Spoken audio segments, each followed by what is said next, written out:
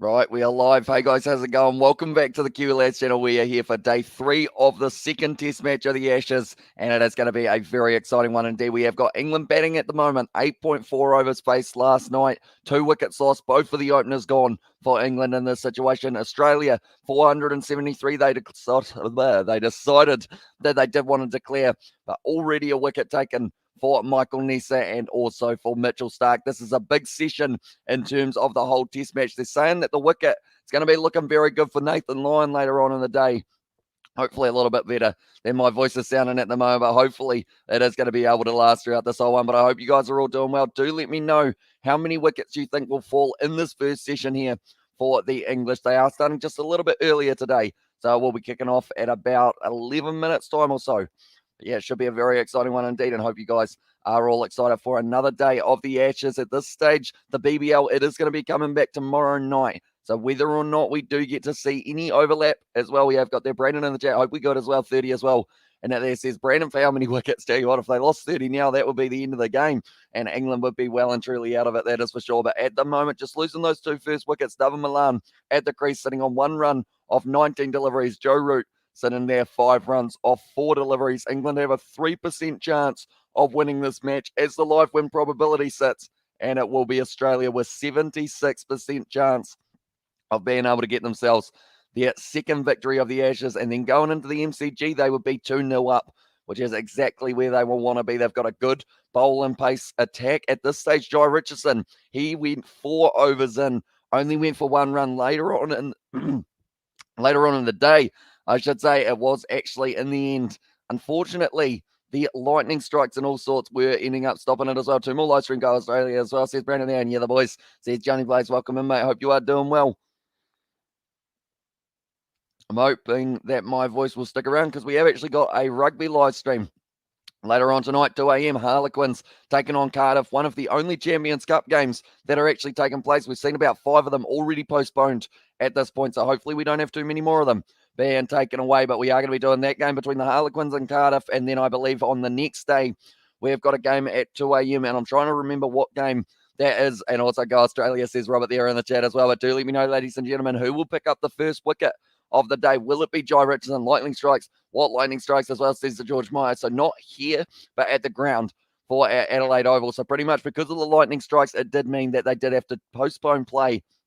And then that is why they are coming out just a little bit earlier on today as well. We also got the high image as well in the chat. Says that David, welcome into the live stream, mate. Hope you are doing well. Hope you are excited for day 3 of the Ashes here. England, they trail by 456 as well. Go Australia, Giorgio as well in the chat, says Brandon there.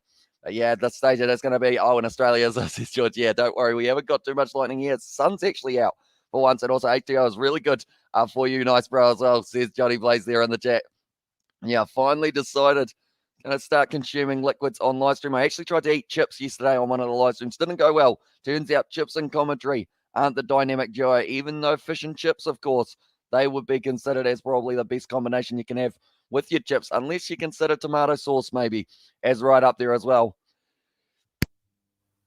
Little sneeze to start the day off as well. Got to love a bit of hay fever. But Michael Nessa, he bowled 1.4 overs. He was able to pick up the wicket of Rory Burns. No, sorry, he was able to pick up the wicket of Hamid, who was one of the openers. And also we have got these Giorgio Go, the Kiwi lads as well. Says Brandon there in the chat. But at the moment, that's the thing. England, they need to try and get a good foundation here for their batting lineup, because if they do lose 1 or 2 more wickets in this session, it's all downhill from here, possibly for England. They can't lose these 2 men, both of them having good second innings as well. I'm good, Hamish. It'll be Starc and Nessa as well. Says Robert there in the chat for who will be able to pick up the next wicket. So hopefully we do get to see some good bowling, but also some good batting along the lines as well. So like I mentioned, the match, it will be getting back underway a little bit earlier than originally anticipated. It was going to be 5 p.m. New Zealand time. Instead, it will be 4:41, which is a very specific time. That's the time that they've gone for when you didn't choose the Makiki fries as well. Gee, that's a crime. Why, Matty Bro as well. Says that Johnny Blaze there. And yeah, we did have a few Makiki fries yesterday, that is for sure. And also we have got there, Hamish, can't beat the Ashes. Your voice is getting croaky as well. Says that David, yeah, I've certainly been talking a lot over the last few days, but hopefully it does come back. I think it is just because it is kind of like the morning for me as well. I will mention I did only get up at about 3:30 p.m. Actually, it was later than that. It was almost 4 that I did get out of bed, so maybe that is why my voice sounds a little bit worse for wear as well. We have also got the question about Isaac. He wants to play with me as well. Says Brandon there, and of course that is on the Xbox. We're not getting no lawsuits around here. And now at the moment, we are just waiting for this match to get underway. Also, do let me know, ladies and gentlemen, who is going to be the English leading run scorer of this innings? Will it be David Milan? Will it be the captain, Joe Root here, who is currently sitting on 5 runs off 9 deliveries that he has faced so far. But Michael Nessa, he was bowling a very good aggressive line. And also, that's the thing, Joe Richardson, he was phenomenal yesterday, only going for the 1 run of 4 overs that he did bowl. Hello. Hope everyone's doing well as well. Says Sebastian, I am indeed, mate. And hope you are well as well for this matchup. It's going to be a good one. Joe Root probably versus Mitchell Starc in this morning session. It should be very interesting to see how it does go as well.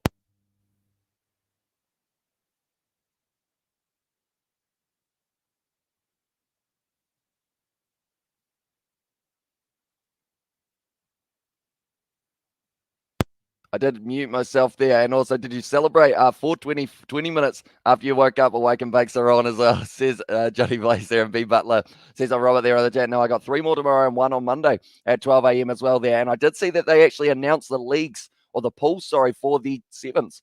And we have got Australia for New Zealand. And also, I believe South Africa, they have got England and Fiji. So that's going to be a tough group in it, Paul Way, that is for sure. But hopefully it does go all right. And we will have to wait and see how it does go. But if you guys are new to the channel, be sure to leave a like and subscribe. My nose has decided that today it's going to run. But hopefully we do get to see the wickets and also the runs flowing for both of them.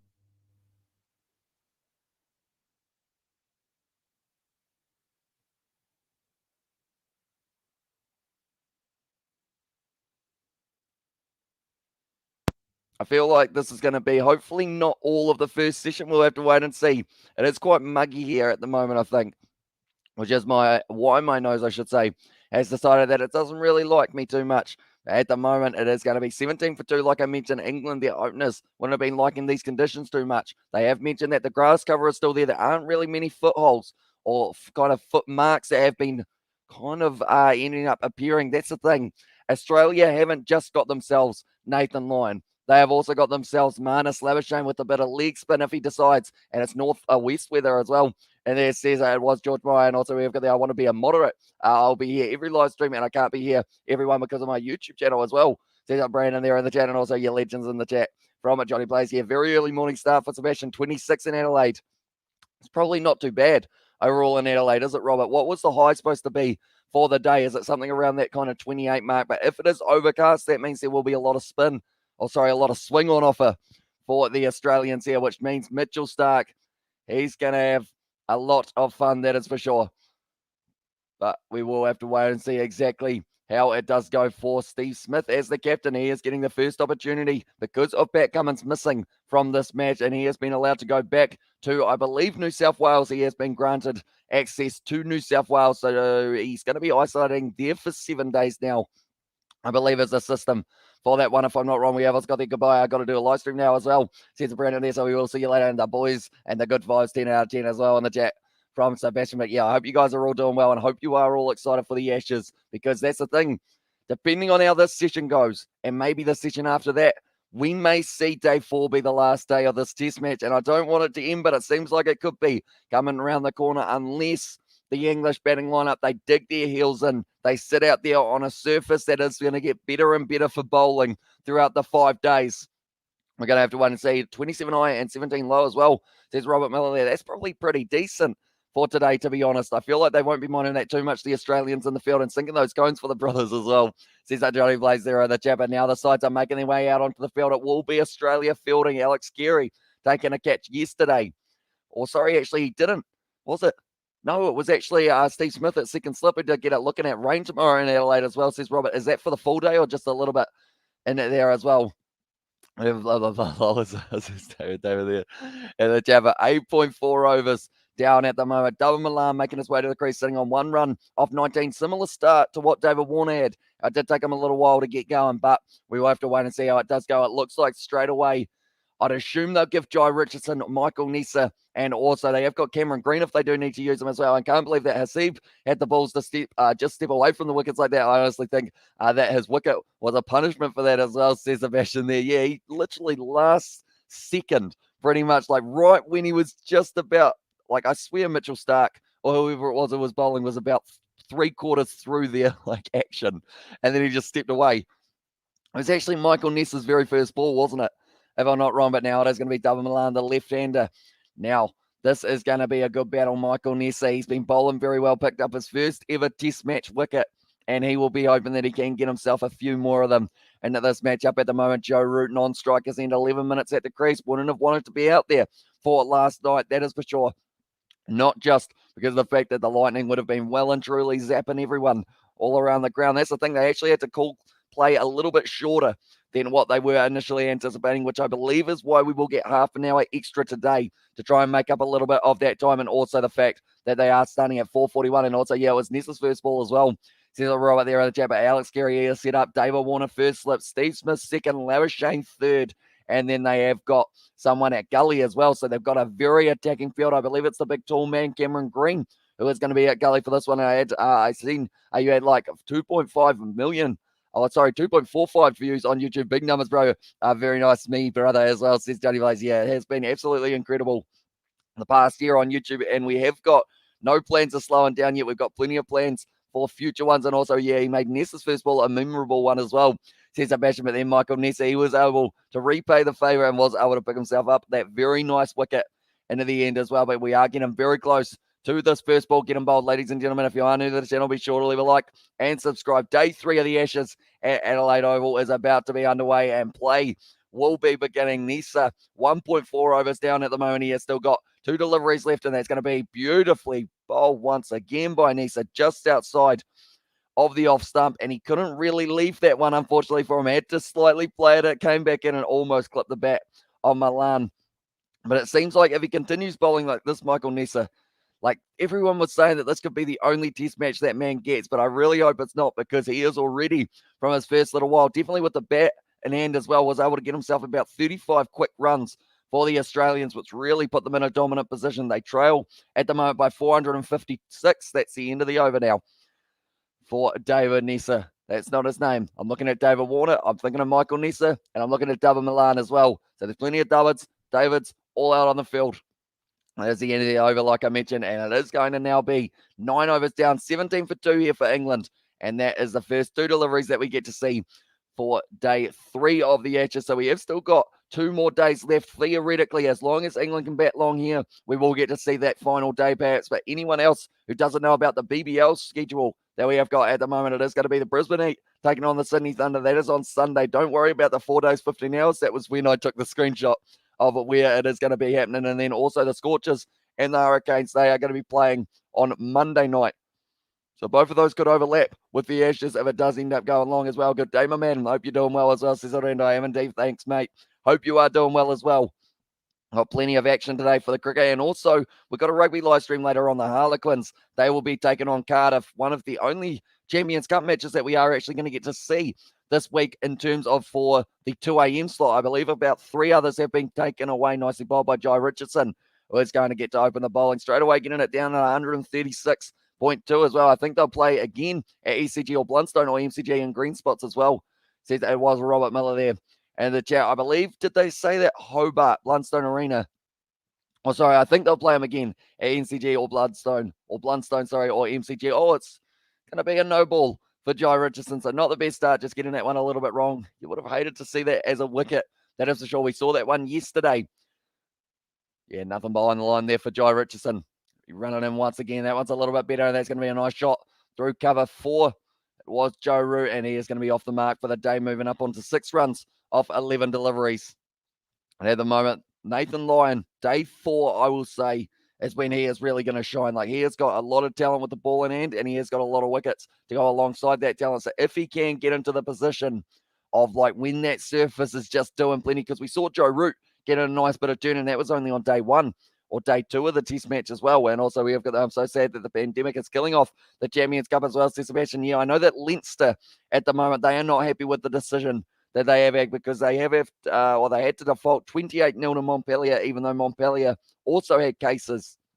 So it's going to be interesting to see how that kind of affects it, and whether or not we do get to see kind of some of the rounds postponed or rematched or replayed, at some other stage. I know that the Wasps game has been cancelled, and there's also a few others as well. I did see the list. It's about 5 Champions Cup, 2 Challenge Cup games. They have been kind of postponed. So it does mean that we are going to be covering probably less rugby on the channel this week than we were expecting. But we will still be covering the Harlequins game taking on Cardiff. And hopefully the Harlequins will be able to get themselves a good win. Hydration is good for you. I'm really hoping I don't accidentally tip my glass down there, though, because or else then that is not going to be good for me. That's going to be an inside edge there, and that will be racing away to the boundary. First boundary of the match for Dava Milan. Just the inside edge off Jai Richardson. He's a little bit of a hard bowler to read, though, Richardson. We do know how many T20 wickets he can normally pick up, and also with the pink ball in hand, he is dangerous. I'd award 4 points if the game doesn't even take place. The whole 5-point deal is too generous as well, says Sebastian. Yeah, that's the thing. Even if that match did play, if Montpellier won, they were not winning by 5 points. Like, that's just one of those ones that, like, giving them the extra point as well. Like, everyone was saying, Leinster now, they probably will have an away semi-final, away quarter-final, and, like, that completely changes the momentum for them. Nice leave outside of the off-stump. Jai Richardson at the moment, he was phenomenal last night, only going for the 1 run of 4 overs, and he's just one of those bowlers. He looks very aggressive when he is running in, and he really wants to pick up wickets. Hello, says Monkey Man as well. Welcome into the live stream. Hope you are doing well, mate. And at the moment, looks like maybe a little bit of pop off the surface. I think we might get to see a little bit more variable bounce today, possibly, which is showing that the wicket is slowly wearing, but it is looking hot out there at the moment. I believe 26 degrees is the temperature. Now, Jai Richardson outside of the off stump, once again left by Dava Milan. If he gets that one pitched up just a little bit more, maybe Milan has to try and maybe give it a little bit of an edge off that, but they have got a short cover, a short mid off as well, and then also a few slips in place as well. Looks like they're moving Amanda backward point here as well, with a mid on, square leg, and fine leg. Come on, Aussies in the chat, says Monkey Man. Anyone who hasn't already, be sure to vote in that poll. Who do you think, or how many wickets do you think will be falling for England in this first session? I believe that 1 to 2 and also 3 to 4 were the most popular. A few people said 5+ as well. And if they do end up in that situation of losing 5+ wickets here in this 30 overs, it's not going to be good for England, that is for sure. But that is going to be the end of the over. 10 overs down now for England, and it is 23 for 2 here in this game. But yeah, I hope you guys are all excited for not just the Day of the Ashes, but also for the rugby that we are going to be bringing to the channel a little bit later on. Harlequins versus Cardiff, like I mentioned, should be a good game. Sebastian, score prediction for that game for the Quins. I see the backline that they've got. They've got Joe Marchand back, Tyrone Green there, Marcus Smith, Andre Estes, and also I believe it's Hugh Jones in the midfield that they have decided to go with. What are you saying for your score prediction for that matchup? Although I do see that the Cardiff Blues, they have got Josh Adams, and when he is in form, he is in form. So we will have to wait and see how it goes. But at the moment, Michael Nessa and also it was Mitchell Stark. They were just having a conversation last night. They're showing the people back up on the roof doing the Adelaide Oval kind of, I guess it's the rooftop walk. And they were doing it last night when there were lightning strikes. Beautiful delivery there from Nessa. It was well pitched up, but it is going to be hit down the ground. And this is going to be at least the 2 runs here. Looks like Mitchell Stark will be able to cut this one off. The outfield has been pretty slow overall at the Adelaide Oval. I've noticed it seems to always keep on pulling up. We've seen so many threes run in this long outfield, but Milan, he is now going to be on strike. Hello, I'm so excited for the Test cricket today. Hopefully, England build long partnership as well, says Kevin. Yeah, I was mentioning yesterday about the fact that the 2 English batsmen, like the time that Australia lost their second wicket, it was 170 runs on the board, whereas for England, they lost their second wicket when they had about 15 runs on the board. So they're behind at the moment, and they trail by 447 runs. So these two need at least a 50-run partnership. Really, probably a 100-run partnership at least. Nicely bowled once again, and it seems like Nessa at the moment, it's just coming through nicely. And Dava Milan leads at 30 to 12. Come on, you Quins as well. And the chat says Sebastian. But yeah, that should be a good one. And also we have got there, you can sit up there and watch the cricket and the scoreboard as well, says Robert. And yeah, I don't know how exciting, or I feel like that's the thing. The people who do that probably love the fact that there was lightning and whatnot because of that like adrenaline and also that thrill seeker kind of stage. And Quinn's oosh as well. And the chat says Johnny Blaze there. But yeah, I believe the other game that we are covering, it's a 2 a.m. game on the Monday morning, but I can't quite remember which one it is that is going to be left there. Milan once again just watches that ball skid through. The moment, the last thing England want is to end up losing this test match today. Like, they want to somehow be able to make their way through. I would say possibly if they can only lose 4 wickets today and get themselves over 200 runs, they'll be sitting not too badly, and they do need to try and get themselves a total of 274 so that Australia can't enforce the follow-on, and that will be the first goal for England, but also just trying to build up these opening partnerships. Test matches in 2021, Joe Root for himself has got 1,553 runs. Michael Nessa once again. Now we've got an inside edge from the other end for Dava Milan. Seems to be the most popular part of his bat at the moment. They do get 3 for the single, and Joe Root will now be on strike as well. And it's interesting that they favoured Jones instead of Northmore at centre as well. Also Lyon on the bench and Joe Marler missing out as well. See Sebastian there. Yeah, it's going to be interesting to see how it does go for them. Do they have Alex Dombrand as 8? Sebastian, do let me know. Sale Sharks are the other game you're doing, Amish, as well. Says Kevin. Oh, that's a good question. I believe I have got. I'll quickly grab my phone because I did do a bit of a screenshot to see what the other games were that did get cancelled and postponed as well. But now it's going to be Nisa driving, and that's going to be a little edge there for Joe Root. Seemed like he got quite a bit of pace there as well off that delivery, Michael Nessa. So the games that are still taking place, it is going to be one moment. I think it's Leicester versus Connacht, the other game that we are still going to be doing on the channel. The Sale Sharks game, I think they actually postponed it, unfortunately. So that is why we won't be doing that one. But Leicester versus Connacht, Dombrand is there as well. Says Sebastian there, but it was a good angle. Ball really moving around early on in day 3, which will trouble the English batsman just a little bit. Try and leave that one, Joe Root, but ended up hitting it off the bat. Didn't really want to play it, but it did end up just following him nicely. But yeah, pretty much we've had quite a few games already that have been cancelled. Oh, nice bit of outswing there for him as well for Nisa, and that is going to be the end of his over now. And Australia, they are going to have England still under pressure in the early stages of day 3 and listening to reggae tunes with me dog getting baked as well. Says that Johnny Blaze. Wait, are you the one getting baked or is your dog the one getting baked, Johnny Blaze? Do let me know.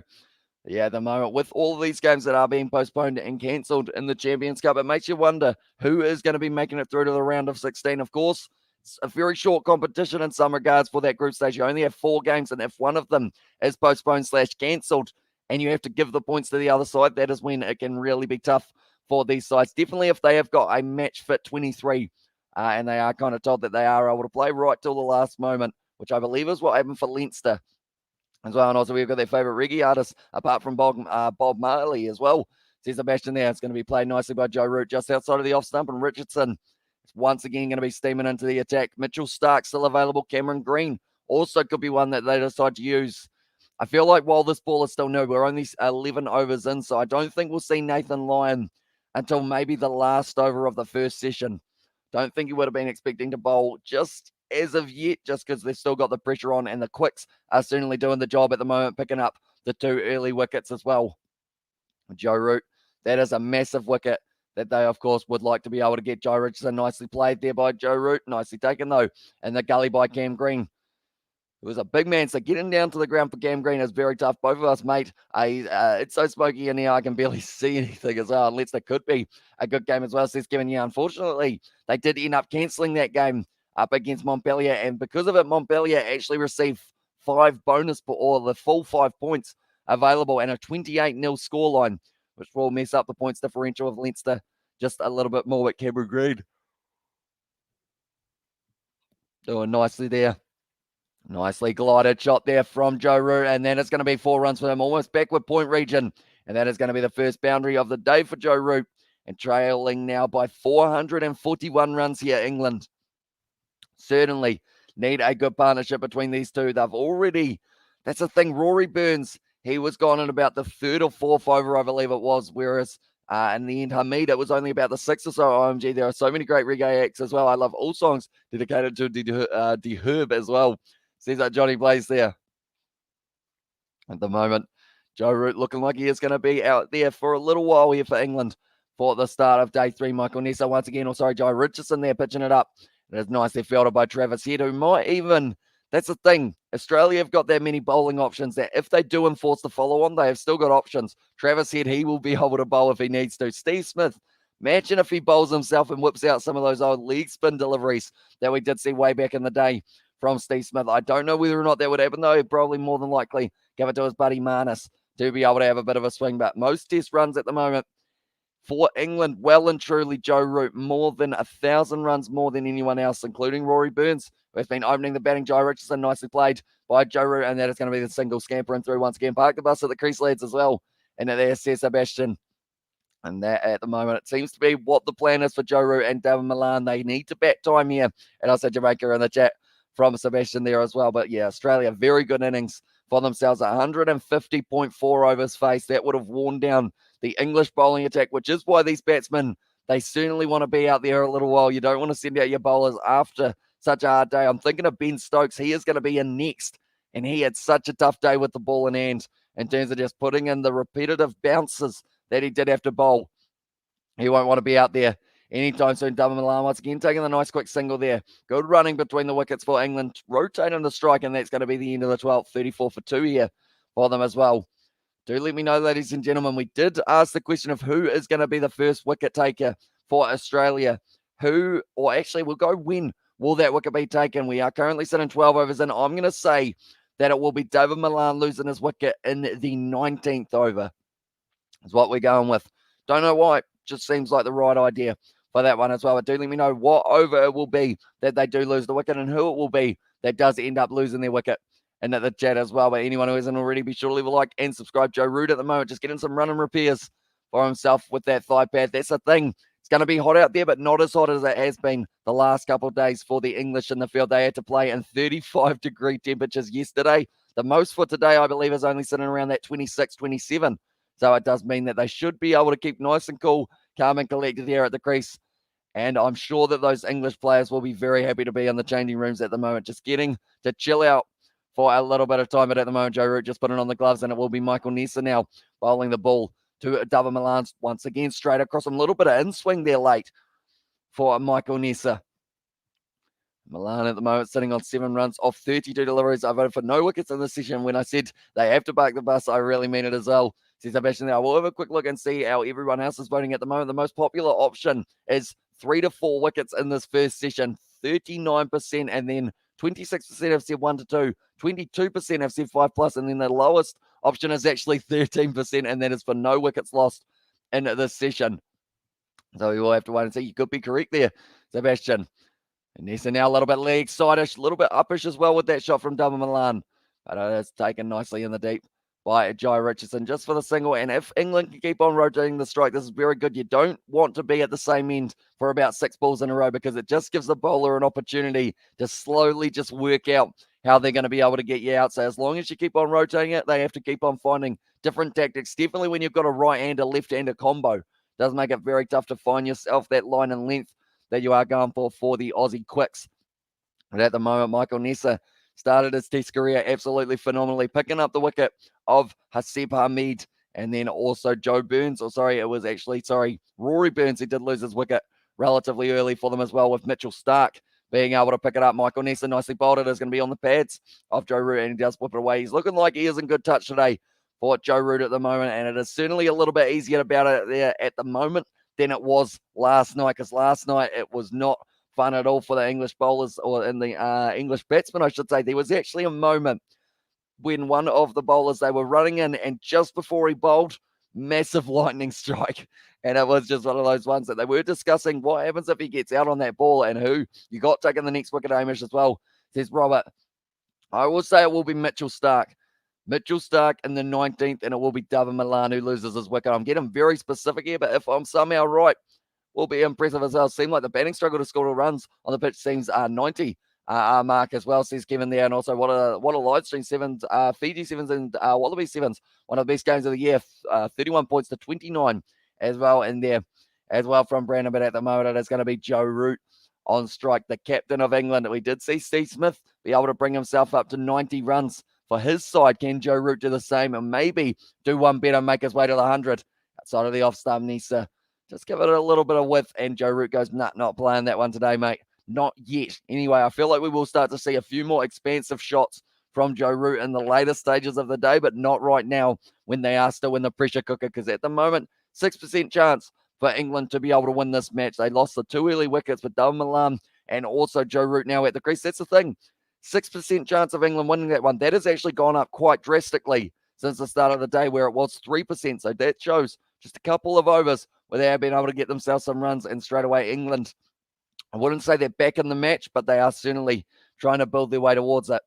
Michael Nessa now once again only going for the 1 run so far off this over. I realise that the scoreboard has not been updating. That is going to be the end of the 13th over now, and it's going to be 35 for 2 there for the English at the moment at the crease. But at the moment, it's going to be the battle for Joe Root and also David Milan to keep that mindset of we've got to bat time rather than we've got to score runs, because that's the thing. A draw here for England, yes, it wouldn't be the result that they want, but it's probably not the complete end of the world for them, because this test match, when you have a team set a total of 473 in the first innings, it's always going to be very tough to be able to win it from there. But at the moment, David Milan, Joe Root trying to get their team in a position to be able to do so, trailing by 438. If they can cut that down to only trailing by 250 by the end of the day, 13 views will be out for 2 minutes as well. There's Brandon there in the chat. But once again, they have gone with Jai Richardson, the quick from the Perth Scorchers, and Mitchell Marsh. We were talking about him getting his 100. Colin Munro also getting 100 for the Perth Scorchers. Jai Richardson last year, I believe it was, or maybe the year before, was actually the leading wicket taker in the competition. And he's going to have a late start to this one as well for the BBL. They're going to have all of their players returning just before the finals, which is why it's going to be so tough to be able to pick those sides, because you're only allowed 11 out on the field. And even now, with these international players for Australia and also some of these guys playing for England, with these guys being there as well, a little bit of a bounce, so almost from Richardson getting up to about hip height, and Milan is able to just kind of trap that one to the leg side. But yeah, pretty much it's going to be tough for these sides to decide who to have in. Do you bring in Jai Richardson, even though he hasn't really played too much of the cricket for T20 recently, or do you stick out with the guys that you have got? Because at the moment, the Scorchers, they've got Andrew Tye, they've got Jason Behrendorff as well as another option. A couple guys who probably, I mean, have they played much test match cricket? I don't believe so. They probably played in the Sheffield Shield a little bit in past times, because Jai Richardson, Sheffield Shield, he's got a very good record. That's for sure. Nicely bowled there. They're going to shout for the LBW. And it is going to be not out, I believe. Pitching outside leg on a Joe Root. Talent player. He's a good player in all forms. Hopefully he sped up run rate at some point as well, says Kevin. And yeah, I don't think the run rate at this very point in time, though, for England will be what they are thinking of.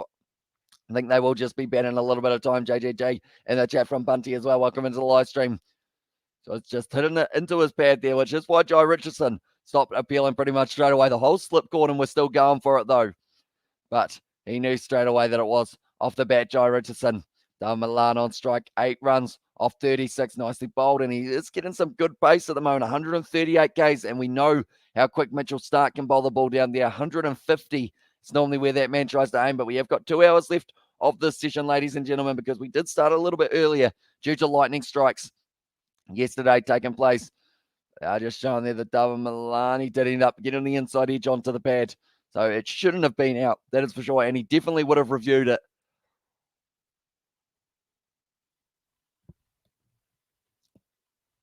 Now it is going to be Richardson.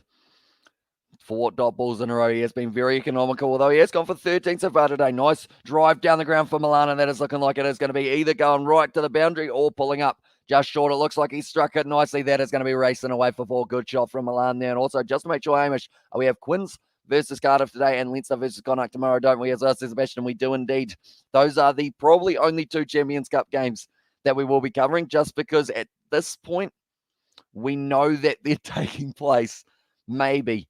So those 2, they are going to be the ones that we do cover. They're both 2 AM gamers as well, which is ideal, which does mean that hopefully the vocal cords will be going all right, and also the sleep pattern will be going not too badly at the same time, even though I keep on yawning for this live stream. We are still early in the day for myself and also for day 3 of this test match. Jai Richardson a little bit leg side-ish, and he is not happy with that one. Jai Richardson just lets out a little bit of a yell, and that is going to be the end of the over. 13 runs for Milan, 14 runs for Joe Root, and 40 for 2 here for the England side there. I almost call them Australian. I feel like that is a death wish waiting to happen if you do watch the Ashes and call the wrong side the wrong country. All of a sudden, you get yourself possibly stabbed, which isn't ideal. Don't stab me, ladies and gentlemen. At the moment, we got that little lawnmower back again for the advertisements. For some reason, the thing is, that lawnmower, yes, it would be a good idea at times, but then also I would think at the same time it's not the best idea a little bit. It would take a little while, and I think it's just got to keep on continuously cutting the grass as well. And also, hopefully they don't pull the Barbarians card again. Yeah, hopefully not. Hopefully we do get through it. But Mitchell Stark now being brought in. I did say that he would pick up a wicket in the 19th over. Unfortunately, he won't actually be bowling the 19th. But I will still say it will be Mitchell Stark to Dava Milan, and it will be in the 18th or 20th instead. One of those two. I'm not too sure what one we will be going with. But at the moment, Mitchell Stark getting the wicket last night of Rory Burns. 11 runs off him so far for Mitchell Stark. Just the 3 overs bowled, and he is looking ready to go. Bowling it to Dava Milan. Pitches up. It's going to be lofted there. Good aggressive shot from Dava Milan straight away and gets the 4 runs out with the cut shot. That's an interesting way to start out. He gave him a little bit of width. Was a little bit of a loosener for Mitchell Stark, and Dava Milan pounces. Gets it all the way to the boundary. And like we mentioned, after day one, pretty much on the surface, you need to make sure that you punish the bowlers if they get the ball in the wrong place as well. That's a deep yawn, buddy, as well. And there it was from David Mitchell. Wickets are better than good economy Stark as well. Says it Mark Morris there in the chat. That's the thing. Mitchell Stark picks up so many wickets in Test ball cricket. He is one of those guys that as soon as we saw it was going to be a day-nighter, he's the one that everyone looks to with the ball in hand as well. That was a deep yawn. I think it is because it's quite warm today. So having it warm and the lights and a jersey, I think, aren't the best combo. I might take my jersey off once we get a little bit later on in the session, perhaps, if it does keep on heating up. And now Mitchell Stark, once again, the left arm quick. Oh, that's going to be another edge there for Milan, playing aggressively. That's going to be another 4 runs, though. Does go over the top of the slip cordon. The partnership, it now moves up onto 36 runs of 49 deliveries here. I don't know what's happening. The yawns are just coming thick and fast at the moment here, but this is exciting cricket from Dava Milan. 2 4s in a row. Dava Milan just playing aggressively, deciding that he wants to go after Mitchell Stark early and see whether or not he can maybe take him out of the bowling attack into the early stages of the day, like they are saying. Mitchell Stark just giving him too much width for Dava Milan. He's got too much skill and does end up kind of gliding it over down to the deep third man region. 2 boundaries in a row. What can Mitchell Stark do now with the next ball? Going to be pitching it up, and that is going to be a little bit better from Mitchell Stark. The straight one is harder for Dava Milan to away. The Joe Root make debut in 2012 versus India as well, says Kevin there.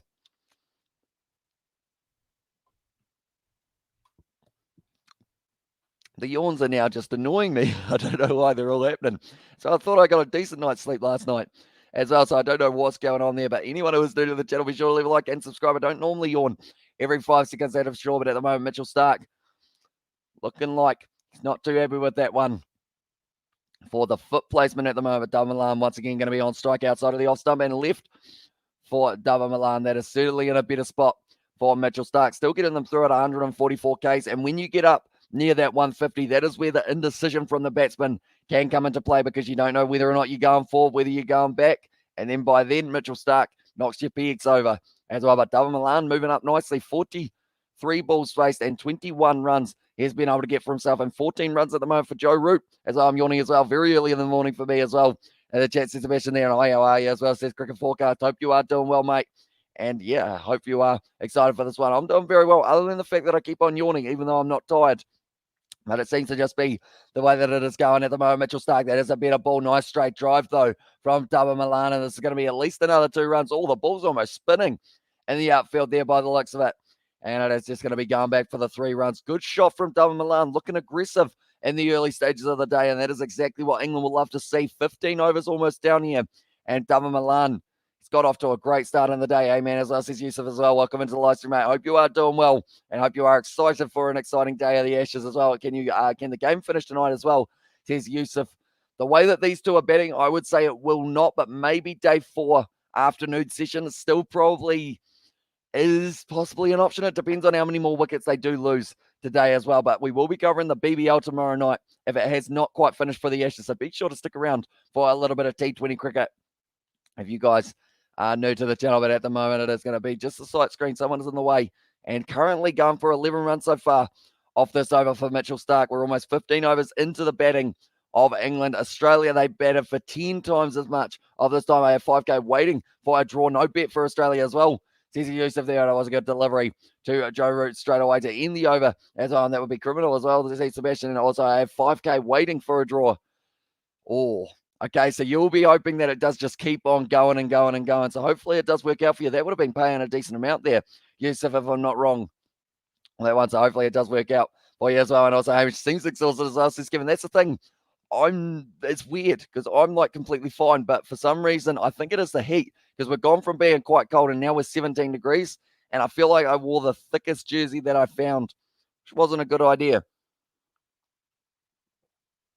So what I might do, I'm gonna get a little bit sneaky for this one as well. Once we have one more over after Jai Richardson's over, I'm gonna take my jersey off so I am a little bit less warm because at the moment I am cooking here at the moment, but it probably feels about what it feels like at the Adelaide Oval at the moment for these cricketers out there. Definitely the ones who are under the lids. It's going to be even hotter for them.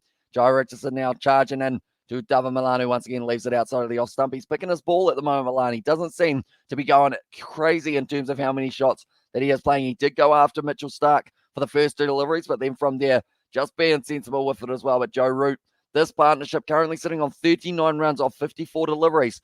So they're certainly not going slow, but it was hit right in the leg or kind of in the middle section of Joe Root's abdominal, if you know what I'm saying there, which didn't look too comfy for him as well, that is for sure. But at the moment now, they are just showing that replay 145 Ks or so, right on the money for Mitchell Starc.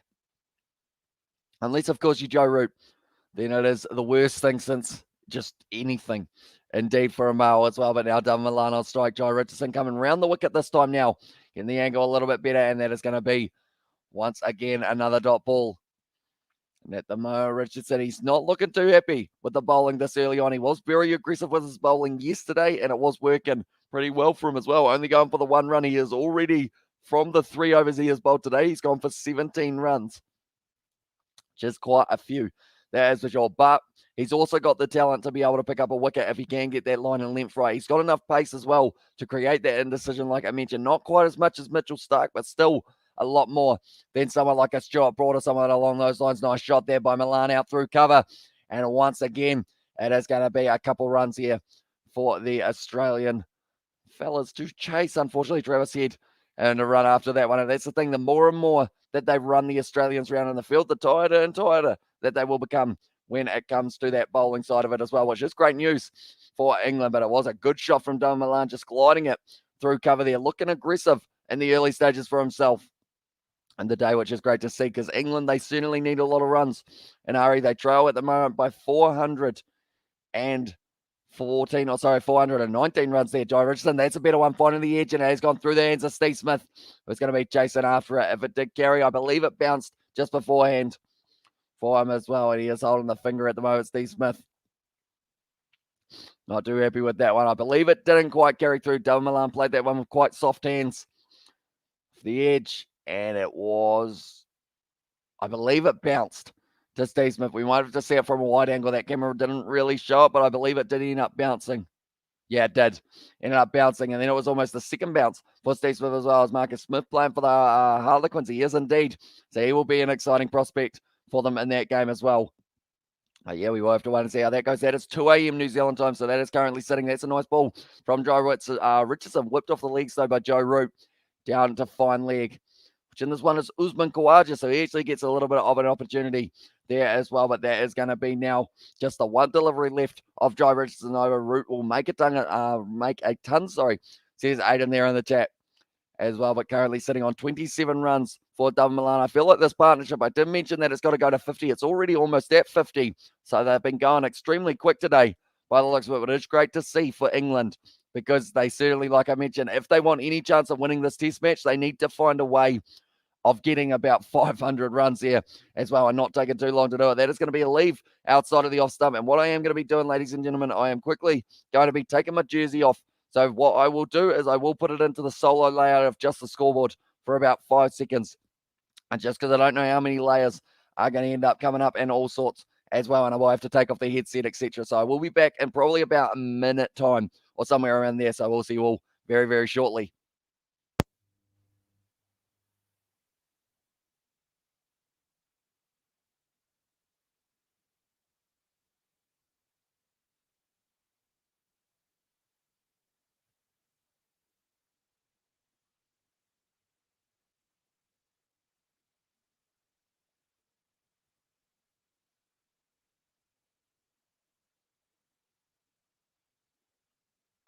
We are back. We have taken the jersey off. It's feeling a lot cooler already here in New Zealand at the moment. We're sitting 17 degrees, which is actually pretty warm for ourselves, that is for sure. And England is going to win this session as well. It's looking good for them at the moment.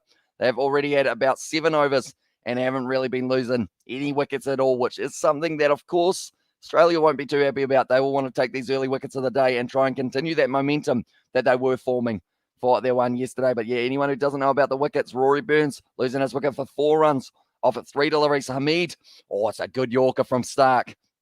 144k, so effortless for him to get it down there at that speed as well. And if he can break that 150 mark today, he will certainly be dangerous. That's the thing. Nathan Lyon as well, I feel like will be one of the keys for them in the upcoming stages of this one as well. But nicely bowled by Mitchell Stark. It was a good Yorker.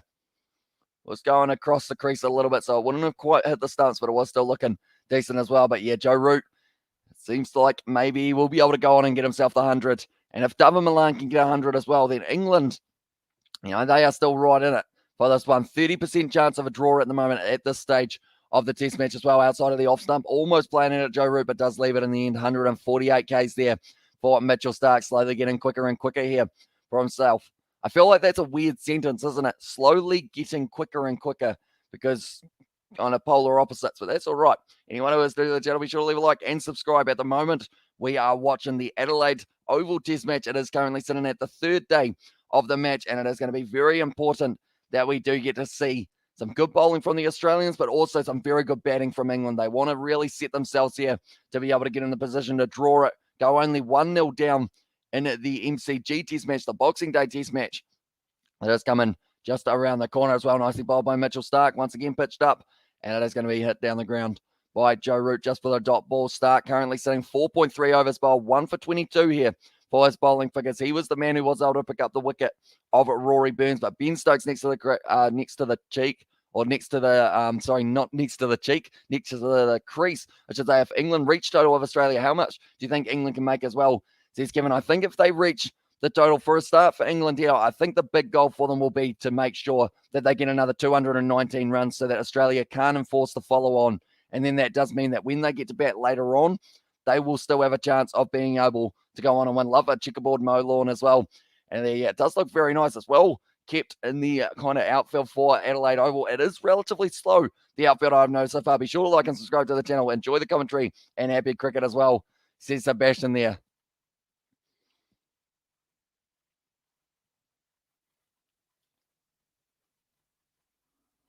Oh, okay, they're saying Nathan Lyon might be here sooner than we expected. As I know, Hamish, how you doing today? As I said, Scarlett's doing very well, thank you, mate. Hope you are well as well.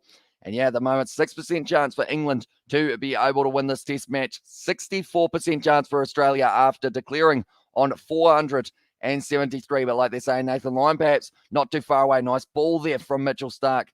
Had to try and keep that one down. Yeah, for Joe Root. Nice little bit of bounce off the surface for Stark. But maybe it would be a good time to unleash Nathan Lyon, see whether or not he can get a little bit of turn early on in the day. Joe Root does like playing up against spin, but he does also like playing up against pace as well. Dava Milan, though, maybe would be tempted to try and chase one of those balls, and then it could get himself into a little bit of trouble as well there for Joe Root or Dava Milan, who, that's the thing. I did say it would either be the 19th over, I did say 19th over Stark, ending up getting Dava Milan out, but it's not looking too likely at the moment because that is going to be now Mitchell Stark bowling this one. It's the Yorker there and just shutting it out. Was it Joe Root? That would have hurt the bat a little bit, but that is going to be 17 overs down, 55 for 2 here for England in the early stages of day 3. So we've still got 3 more days. That's the thing. We've got a total of 18 hours of cricket or so that we have still got left that we will be able to watch between these two sides. So there's plenty of time for England to be able to build their way back into this one. Go the England men as well. Says Carlos there on the tab, but currently sitting 55 for 2 here for England. And Milan and Root bringing up close to a 50-run partnership at the moment. Now, where do they decide to go? They are just showing there Pat Cummins and Josh Hazlewood, 2 players that they did not have for this test match, unfortunately for them. Now Mitchell Stark, does he get one more over after this? It looks like they've got Jai Richardson, who will still be getting one more. Michael Nessa only really got 1 or 2 at the start of the match as well. My biggest concern is one of these guys go out. It could be the downhill for England as well. So he's given it exactly right. They need to make sure that these 2 bat long into this one. I'd say if they get out of this session and then maybe even halfway through the next session, both still out there together, I feel like that really helps England get set as well. Nicely bowled and straight down the ground once again from Double Milan. Was just using the pace of the ball to his advantage. It's a great shot. It's going to be pulling up just short of the boundary. Yes, it does. And Travis Head is able to field it. They will get 3 runs once again. Almost a bit of a mix-up there. They thought about going for 4 runs between Damalan and Joe Root, but instead Joe Root says no in the end.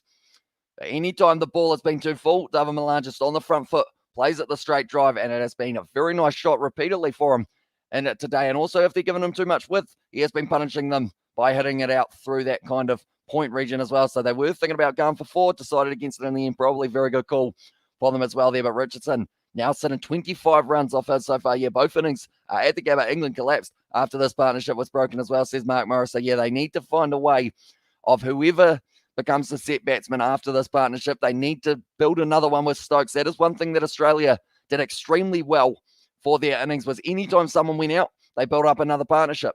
They would just go, right, we've lost that opening partnership of Warner and Harris, or sorry, not Warner and Harris, Warner and Labuschagne was actually that first real big one of about 100 runs or something around there. Then the next one, Steve Smith and Marnus Labuschagne, big partnership. Next one after that, decent partnership between Travis Head and also Marnus Labuschagne, I believe it was. Or sorry, it was actually Steve Smith who did have the partnership with him. And even Mitchell Starc and Nessa down the order did get themselves a decent partnership going as well. But the ball just almost off the bounce once again, plays with such soft hands, Joe Root. And it didn't mean that Marnus Labuschagne, it just went straight through his hands there. But Joe Richardson now over the wicket to Joe Root, gets right behind the ball, does just block it out as well. This will be a test for the youngster Joe Richardson, because he hasn't really had too much test match cricket up against anyone at international level. The last time he played in a pink ball test, did pretty well. Michael Nessa already getting himself his 1 wicket as well. Kerry and Smith was good as well. Exactly right. See, they just kept on going. Partnership, partnership, partnership, partnership. And I believe the only one that they didn't have a partnership for was Cameron Green. But other than that, everyone kept on bringing up 50-run partnerships, which just hurt you when you feel like you're finally getting the momentum. Nicely bowled there by Joe Richardson. He had to hit that one, Joe Root, or else that would have been a big old scream for LBW for that one. But Richardson still bowling it at 133 Ks or so. There's not really too many pitch marks ending up for maybe Nathan Lyon to add or try and aim at, I guess you could say, for the rough. But I think he will still be able to get plenty of turn on the surface. It's looking like, that's the thing, day 1, day 2, we saw Joe Root turn the ball a mile. So for him to turn the ball a mile, it does mean that Nathan Lyon, when he just rips it, he is going to be able to get it to turn absolutely just hugely. And then you just have a bat pad in there. Was ready to go. Nicely bowled once again. And it is going to be the quick single taken. Good running between the wickets here for England. Just keep on rotating that strike and not let either of the batsmen get pinned down at the one end as well. Do you think England or Australia has a better bowling attack than England as well? Says Kevin. The reason I'm going to say this is because there's almost one man in particular that I'm going to say there's a reason for it. And I say, yes, Australia do have the better bowling attack because they've got a specialist spinner in there on a surface that is spinning. And I mean, Joe Root, he did a decent job. He was able to pick up that wicket of Travis Head, but having a specialist spinner such as a Nathan Lyon out there as well, like that's going to be a game changer for Australia. And I expect him to probably pick up at least 5 wickets between the 2 innings, if not, maybe even closer to that 10-wicket mark for himself as well. Joe Richardson now charging in, and Double Milan once again just rotating the strike, run out opportunity. Yeah, they don't quite get it right though. Joe Root taking the quick single, risky play here from England. The last thing they want is a run out at this stage, but that brings up the 50-run partnership, 50 runs off 71 deliveries there for England as well. One moment, we will go like that. There we go. I am going to leave the mouse there because when I leave the mouse there, it seems to update the scoreboard, but when I move the mouse, it seems to not update the scoreboard. 411 runs at the moment. England are trailing by, they've got pizza already out there on the in the ads. They had KFC, they had McDonald's ice creams yesterday as well, and now we've got pizza for today. Lucky us, because of the fact that we do not get to have food until the kind of breaks in the day as well. But Travis Head just getting that one slightly wrong with the throw, but it was relatively tight for Joe Root to get back.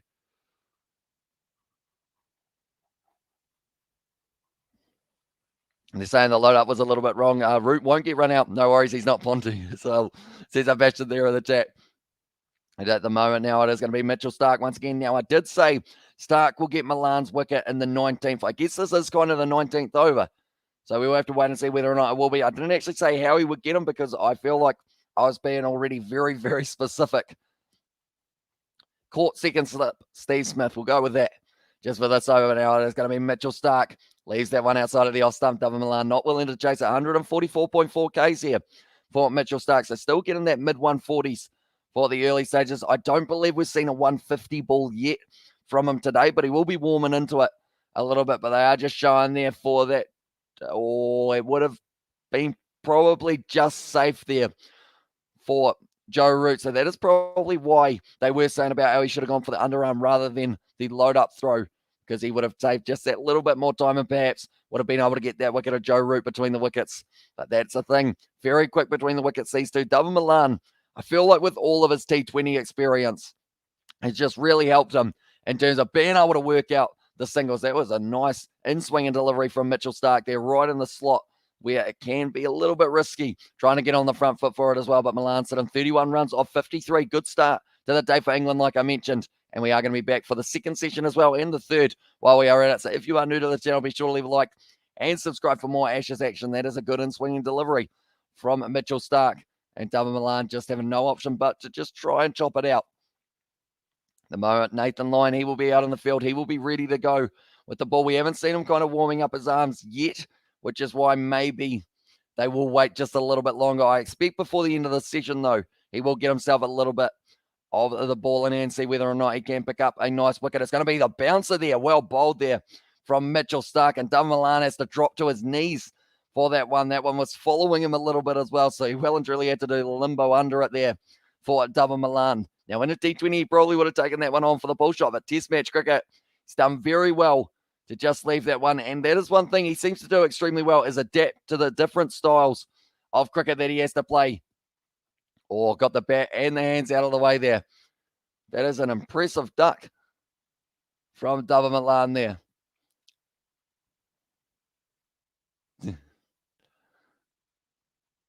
Like they're saying, it was a very nicely done by Double Milan to just end up dropping to his knees. Dodged that one nicely bowled by Starc. A little bit fuller and a little bit straighter there for him as well. 147. He's getting closer to that 150. And I think once he starts ticking over the 150 for repeated balls in a row, he is going to be very dangerous as well. 2 a.m. for the Quins game. Decent afternoon game for you as well, says Sebastian there. Yeah, of course. We are going to be pretty much at the normal hour where we are awake. That's the thing. Even though the Ashes have been on, like, it would mean that I should be in bed earlier, but I seem to be still in bed very late. And I think that is because I knew that I have got these rugby live streams. I thought I was going to have one at about 6:30 for one of these days at 6:30 a.m. But of course, with the games all being cancelled, other than a few of them, doesn't mean that the 2 a.m. games are the only ones that we do get a chance to kind of cover this weekend. Nicely bowled there by Starc. And it is going to be looking like it will be the 2 runs there between the wickets. Nathan Lyon having to chase that one down at point. Right.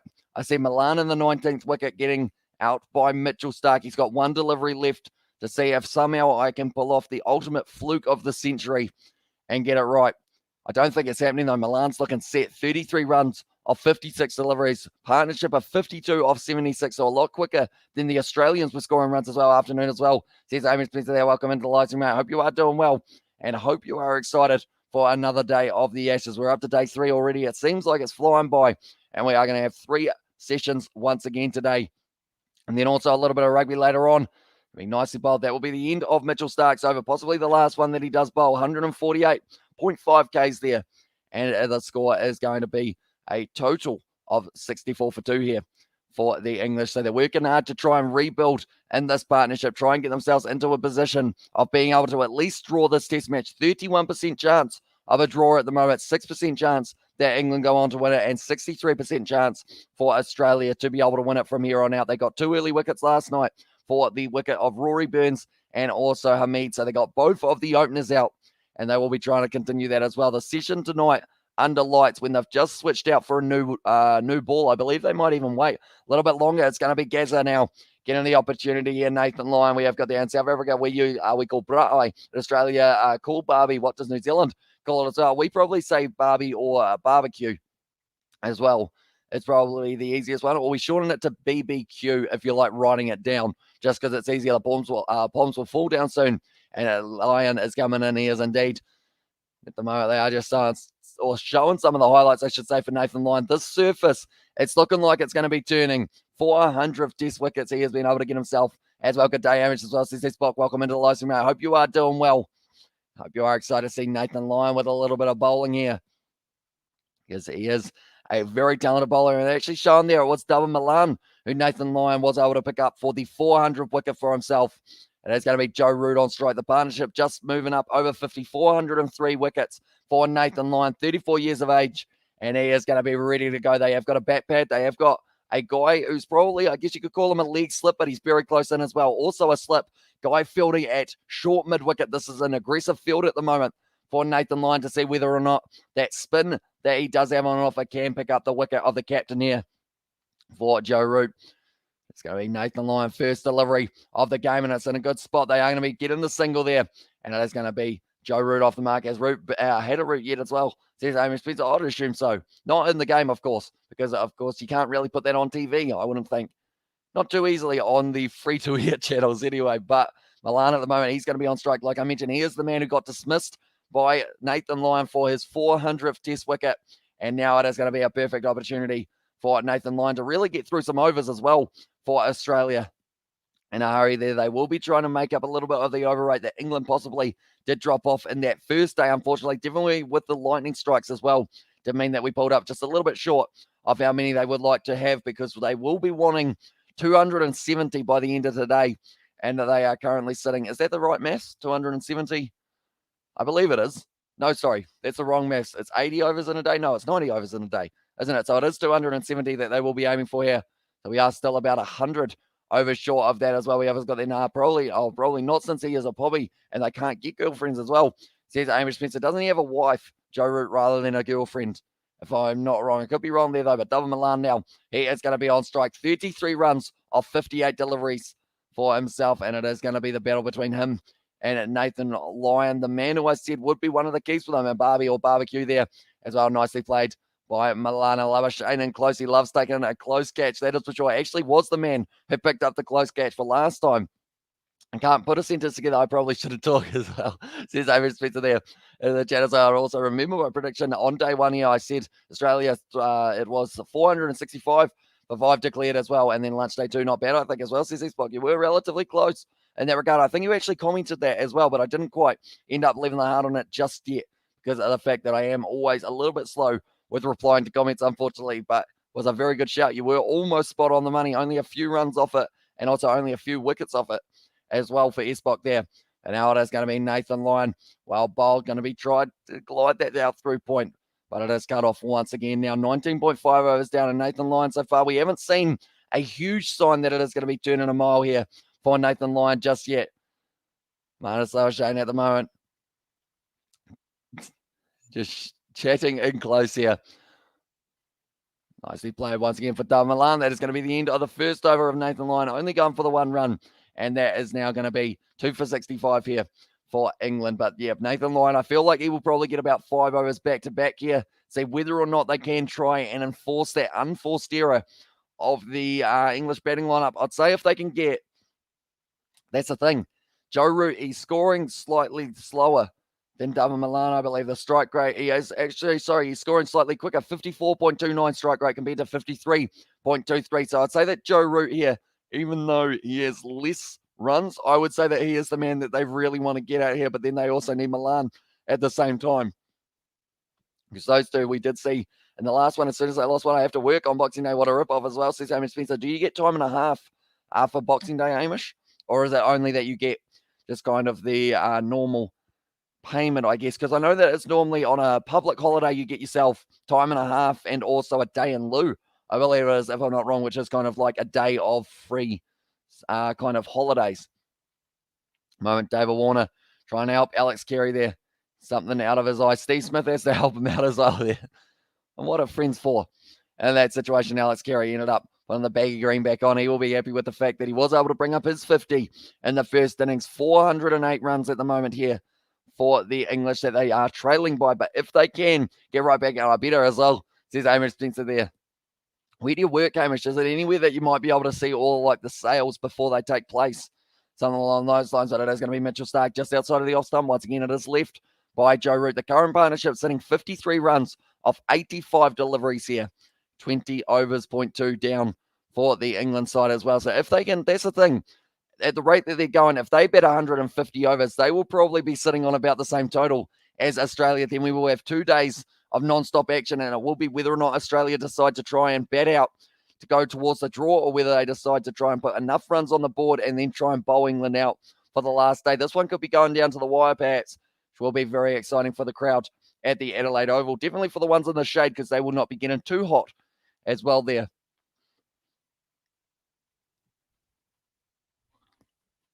Like they say, Marnus Labuschagne perhaps gets a little bit of an opportunity with the leg spin deliveries here. And it's only 1 hour of working, so it's fine. But I don't want to wake up at 5 a.m. on Boxing Day. Definitely after Christmas, if you've got something planned for that. I know that we've got a lunch for Christmas, so it's not too bad. But we've also got the Boxing Day test match that we will be covering on the channel, followed by the BBL. And also we're doing the BBL Christmas Eve, which will actually take us over into Christmas time as well. Hey, says Ali Hills as well. Welcome into the live stream. Hope you are doing well. And hope you are excited for, there we go, we will go like that. I always have to try and really concentrate on where I put my glass, because if it tips over, I'm screwed. Pretty much is the best way of putting it as well. But yeah, pretty much at this stage, I'm hoping that it will be going down to day 4 or 5 here as well. It's what you get when you work on a golf course as well. Says Amish Spencer there as well. Although, just what's your handicap? Amish, do you get to play quite a bit of golf since you do work at the golf course alongside? I assume you'd be decent out in the ball. You are an NR rugby league guy, aren't you? As well, so perhaps it is good training for you if it's a flat course. Maybe not so much, but if it's a hilly course, you'll be well and truly pumping up the legs for that one. We'll love travel to Australia for nature reserve and parks and all snakes indeed as well. I will love travel to Australia for nature reserves and parks and all snakes indeed as well. I assume that is would love to travel to Australia. I assume from Kevin there. And yeah, it's a very nice place. I've been a couple times. The last time I was actually in Australia, it was the Boxing Day test match in 2019 between Australia and New Zealand. At the moment, Joe Root is walking his way off the field here. Oh, he's looking for a new bat. I was wondering what was going on. I was thinking he hasn't faced the delivery, so I'm not sure why he's leaving. But he is just getting himself a new balance, new bat as well for himself. They've just said that he carries 14 bats for himself as well. No, I get good hours instead. And mate, I'm a union player in league. Crap. Can piss off as well. And there as well says it was Irish Spencer there. And there, although we know quite a few rugby league and union players do like a bit of golf in their spare time, helps keep the mind fresh as well. Nice and relaxing. Unless, of course, you do not hit the ball well, then it can be a very frustrating few hours. And hey, mate, I'm going to get Rugby Challenge or Rugby League Live 3 on PS5 so I can play with my cousin. And I told you that has a kid as well. Says that it was there from James Gordon. So yeah, hopefully you do enjoy Rugby League Live 3. I think I actually played Rugby League Live 3 more than 4 recently as well. But now Mitchell Starc pitching it up nicely. Once again, another dot ball. At the moment, Joe Root doesn't look like he is going to be going anywhere. 19 runs off 40 deliveries so far, and he's looking very solid at the crease. League is the ultimate rugby as well, says Mark Morris there. And yeah, the NRL coming back very soon as well. Do let me know, ladies and gentlemen, while we're at it as well. We might as well mention it. State of origin. Is it going to be Queensland who do win it this year, or do you think New South Wales will be able to get the job done for twice in a row now for themselves as well in the last 2 years? But do let me know, ladies and gentlemen. The Root at the moment sitting on 19 off 40 partnership of over 50 runs with him and Lyon. And if this is a dot ball from Mitchell Starc, this will be a maiden for himself, and that is exactly what it is. Good over from Mitchell Starc, and now it will be Nathan Lyon at the other end. They are the dynamic duo. It seems to be Cummins and Hazelwood. They are both missing, though. So in this case, I guess it's Richardson and Nessa just for now, and then it is Starc and Nathan Lyon, because of the fact that you're completely changing the pace. You just get used to facing a little bit of spin, and then all of a sudden Mitchell Starc gives you a 150k Yorker, tries to take your toes off.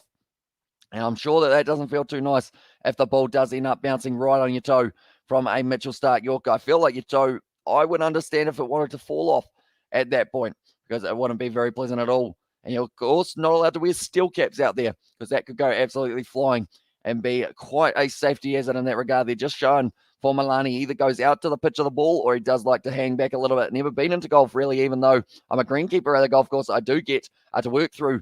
I do get to work, though, at local footy grounds as well from time to time as well. Says Hamish Spencer there. Nicely played. Oh, Labuschagne's just taken that one on the body. It was in the air. It was a half chance for them as well, unless Queensland finds some new talent. New South Wales winning easy as well. They nearly clean swept Queensland as well. Exactly right. That one bounced up, hit Labuschagne in the leg, and it didn't quite stick, unfortunately, for him as well. At the moment, that will give Nathan Lyon a little bit of early confidence. Getting out there. How did that miss the stumps? That's gone straight through for Nathan Lyon. Line and length and a half there And Dama Milan, it's well and truly gone off the surface here. I don't know how this one's missed the stumps. Turning Miles. Oh, look at that delivery. It's actually spun from about leg stump, about a stump over from off stump. So that is absolutely phenomenal work from Nathan Lyon, creating a little bit of hesitation from Dama Milan. And this is going to be an exciting battle here between these two men. He's bowling at 94 and still getting that much turn on the ball there for Nathan Lyon means that it's going to be a good day for him with the ball in hand, that is for sure. But at the moment, anyone who hasn't already, be sure to leave a like and subscribe to the channel. We are going to be back for the next session, I should say, of the day as well. Going to be able to get the single there for Dama Milan, and now Joe Root will be on strike. Welcome as well for Ali, says Kevin there in the chat. And also, I've got their pitch report, day 3 as well, says Spock. There is actually still a little bit of grass cover so far, but it doesn't look like it has really, I guess you could say it's still looking relatively quick, but they haven't got any of the real pitch kind of foot marks, I should say, as well. So Nathan Lyon, he won't be aiming for the rough as of yet, but maybe we'll start continuously going from one end. Maybe that starts to kind of wear down a little bit more, but Nathan Lyon, it's looking like it is a spinner surface here for the later days. Joe Root, it's that one in the air. It's going to be half a chance, but it is going to be falling safe. And Mitchell Stark is able to cut it off in the deep as well. We have got, hey, thanks, how's it going as well? And the chat says, Ellie Hills there, but yeah, Joe Root ended up trying to hit it in the air off Nathan Lyon. And that is risky stuff early on as well. Definitely with the amount that the ball is spinning out there. If you get it slightly wrong, you're getting yourself out. And the thing is, they did actually have a man back there for Mitchell Stark, and it was one bounce to the man. So, going to be interested to see how it does go for the latter stages. Nathan Lyon to Dama Milan once again. Nice drive there from him, but good cut off there. And it is just going to be the dot ball to close out the over of Nathan Lyon. 3 runs off him so far, and it is 67 for 2 here for England as well after 22 overs. So going at a decent run rate here, going at just over the 3. And both of these men going at, I would say it's a 50 strike rate for Dama Milan and also a 47.6 strike rate for Joe Root. But do let me know, ladies and gentlemen, in that poll that I have got, how many wickets are England going to be losing for this session at the moment? It's actually interesting. 5+ has actually become the lowest option there for them as well. So they have been doing very nicely in the early stages of this one. England 0 has got 22%, 1 to 2, 27, and then 34% of you have said that it will be 3 to 4, which is kind of a weird number because of the fact that it is 3, 4, and it's 34 as well. Very common one for them as well. That situation, but Nathan Lyon, that second ball was an absolute ripper as well. Mana Slowashane just not quite able to take that catch in close. It was going to him extremely quickly. There was no chance to be able to take it, that is for sure. And Dama Milan almost put it on ball action. We have also got the, I do really want to visit Adelaide one day as well. It's been on my many cities in Australia, or it's one of the many cities in Australia I haven't been to as well. Says Hamish Spencer, what other stadiums, or sorry, not other stadiums, what other places in Australia haven't you been, Hamish, that are right up there on the bucket list? I'd love to be able to go to the Sunshine Coast, I think, is one that I've never been to. And also, where else haven't I been in Australia? I haven't actually been to Adelaide either, I don't believe, off the top of my head. I've been to Brisbane and also the Gold Coast, but I haven't actually been to Adelaide, or I think that's one of the main ones, or Perth. But Perth seems like it's very hot as well. Michael Nesta now back in the bowling attack here, replacing Mitchell Stark. We have got there. I can see the boys that are going to Boys High next year, and I can meet up, or I can still meet up with them in 2022 as well. Says that James Gordon. So that is great news for you, that you will be able to still hang out with the ones who are at your school. But at the moment, they are just showing their Joe Root willing to take on almost a one-legged sweep shot. He kind of dropped it a knee, tried to really smack that one over the boundary for 6, but just didn't quite get it as clean as he wanted. Perth, Adelaide, Tasmania, and Darwin as well. Says it was Hamish Spencer there. Now Nisa nicely bowled all. Joe Root almost getting lured in a little bit, and Tasmania there in the chat as well. Says Hamish Spencer. Although we got Tasmania, and then he wrote Tasmania again. Is that because you said about Tasmania not being part of Australia early on? Perhaps that also hi, all says James Weldon in the chat as well. Welcome into the live stream. I hope you are doing well, and hope you are excited for this one. Who are you going for in this match, ladies and gentlemen? Do let me know. Are you going for England, or are you going for Australia in this one as well? And also Tasmania equals Hobart as well in it there as well. Says it was Hamish Spencer, but now it is going to be nicely bowled as well there. Coming back in a little bit, Finesse, a little bit of movement early on in day 3, but the big question is whether or not they can get that wicket that they do need early on, because we've seen with these two, as soon as they lose their wicket, the partnership starts to fall for England. It's whether or not they can get the early one here. We have still got another hour and 15 minutes or so of this first session, ladies and gentlemen, and then we will be covering the second one, which will be starting at 7:40 p.m. New Zealand time. I believe it is. Nessa at the moment now. Good Yorker bowled. And it is going to be squeezed to Nathan Lyon, and they do get the single for it as well. So keeping that strike still ticking over. And also we've got the finally here, says Betty Wagger. Welcome in to the live stream. I hope you are doing well. And yeah, this stage, Michael Nessa being able to get a dream start to his test career, able to pick up that first wicket for himself. And it was Hamid who was able to, unfortunately for him, he was the victim of it as well. And also we have got there, Tasmania is the Victoria in New Zealand, and New Zealand is to Australia as well. Well, is to Victoria and New Zealand, is to Australia as well. Says Mark Morrison. Horse racing on 7-2. That seemed to me as well. Says Amy Smith today. I watched Central beat Otago by 54 runs and like to see a good game and an even game as well, says James. And yeah, at the moment, the odds, as we are sitting, 5% chance for England to win this game, 62% chance for Australia, and then a 33% chance that we do get to see a draw as well. Well played by David Milan. Looking like the ball's coming onto the bat quite nicely. Yeah, 139 Ks for Nessa.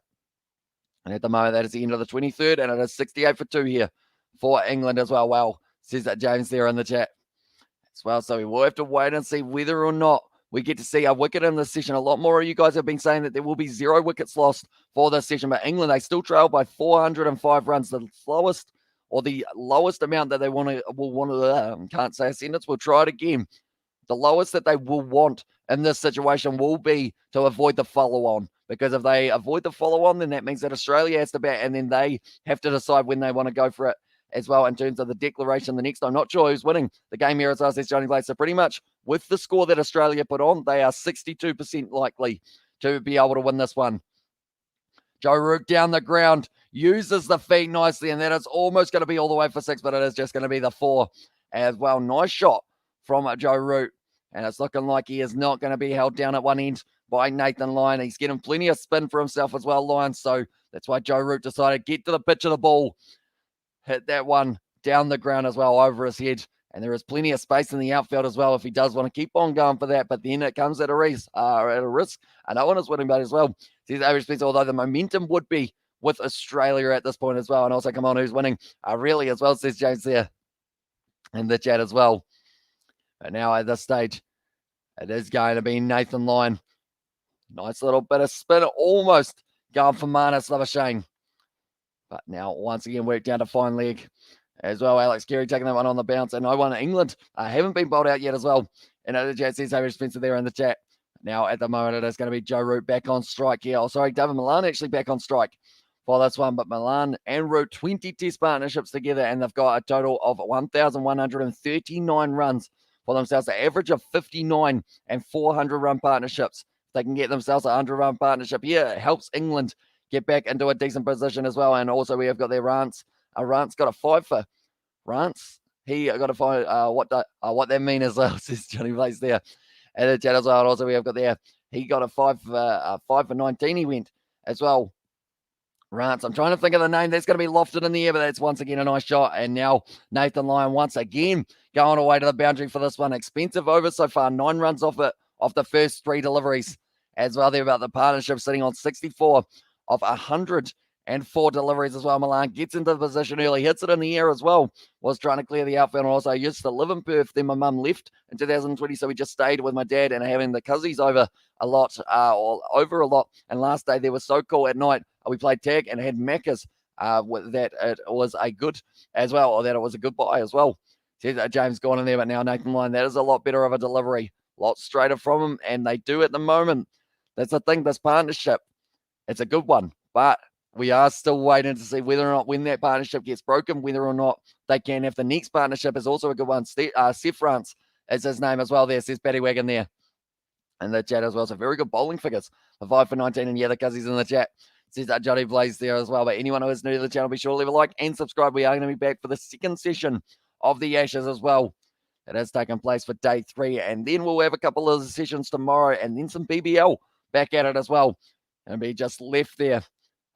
Marnus Labuschagne getting excited there and close. 24 overs down now, and the score is going to be 77 for 2. But good over for England there, being able to get 9 runs straight away off it. at the moment. Milan and maybe Nathan Lyon just exchanging a few words there. But currently, we are sitting 26 runs off 49 for Joe Root versus Australia as well. Says James there. And what rugby is on tonight? So we have got the game that we are covering, which is Harlequins taking on Cardiff. That is going to be at 2 a.m. And a few of the other games of the Champions Cup have actually, unfortunately, got cancelled for that one as well. And also we have got there. I've had more than two sessions today as well. Says that Johnny plays there. And the chat as well. But yeah, pretty much the Harlequins game at 2 a.m. is the first and only rugby game we will be covering today. And then we've got the Leicester Tigers. Mitchell Stark cutting off nicely. That one, it is just going to be the single. But that one, so Australia is winning the game as well. Says Australia at the moment, they have got momentum in Boo Harlequins as well. Says David Spencer. And then the next game that we are covering is Leicester Tigers versus Connacht. And that is going to be 2 a.m. on Monday morning. That it is going to be happening as well. But nonetheless, at this stage, we still are seeing whether or not we get to see a 50 from Milan and Root maybe before the end of the session. They're both going at a pretty good strike rate. Milan going at just over 50. Joe Root going at just over 50 also for himself. At the moment, now Michael Nessa looked like he was going to be steaming, and he does turn around, and he will be starting that one again. But the partnership currently sitting 66 runs for these two. And that's a good one as well. And also we have got the Sebastian in the chat as well. From Johnny plays another inside edge from Dava Milan. His bat seems to be a little bit too thin at times, and he has actually got quite a few of them so far in there as well. At the moment, it is going to be just keeping on. At the moment, we have got there. So Australia is winning, and at the chat as well says it was from Johnny Blaze. One moment, we will go like that. As well, we have got there. You can do a Rugby Europe Super Cup if you want to. There is a game on tonight as well. Says Hamish Spence, and no one is winning. All indications are a draw most likely as well. And they're from SBOC. Yeah, at the moment, very even between these two sides by the looks of it. And also can't go against the Mighty Quins on here as well. I don't mind being a fascist when it comes to the Quins as well. For that as well. Wait, did you delete the Boo Harlequins one? And also, SBOC. And I didn't realize Hamish, his name, popularity in Scotland and the UK as well. Says Kevin, yeah, there aren't a huge amount of Hamishes anywhere else in the world. Like, that's the thing. If you say the name Hamish to someone from America, they normally haven't even heard of it as well. It's got those Scottish origins a little bit as well. And also we have got there and it's about the Rugby Super Cup. What games are on tonight? Hamish Spencer, do let me know. Been nicely played by Joe Root, getting in position early, and Nessa now following that one. And once again, Joe Root just solid behind the ball. He has faced 50 deliveries so far in his innings. Milan getting closer and closer to facing the 100 as well. And also, no, I didn't remove it as well. And there says Aaron Spencer there into the chat as well. But 79 for 2 at the moment here for England. 2 more deliveries till we get to 25 overs down. And this is good work from England. If they do, that was close to the stumps there for the inside edge of Dava Milan there. Very close to on the stumps as well. The mish as well.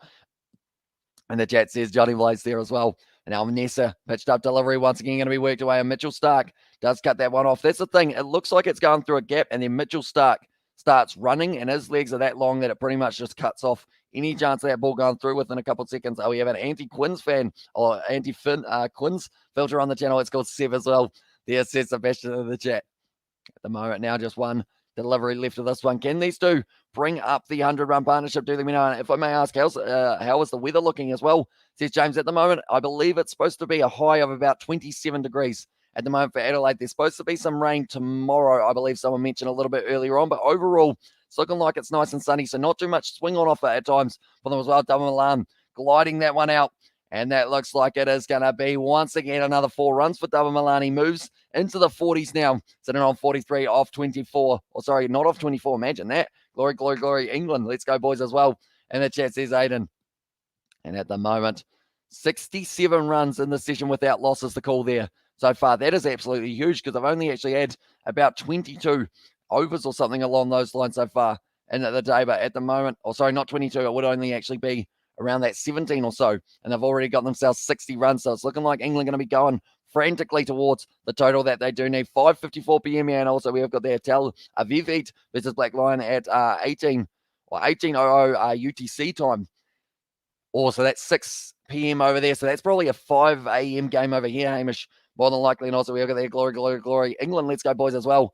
Says Aiden there in the chat as well. But nonetheless, anyone who is new to the channel, be sure to leave a like and subscribe. We are going to be back with more rugby action a little bit later on, and also some more cricket as well while we are at it. So hopefully it does go well for the English and also for the Australians in this one as well, because of the fact that we have got that situation of, that's the thing, the poll actually, the more that this session goes on, I believe the poll is slowly going more and more in favour of England only losing the 1 or 2 wickets, and also for the 0 as well. The lowest option for anyone who has been picking it is actually going to be the 16% for 5+, 6 a.m. for you as well.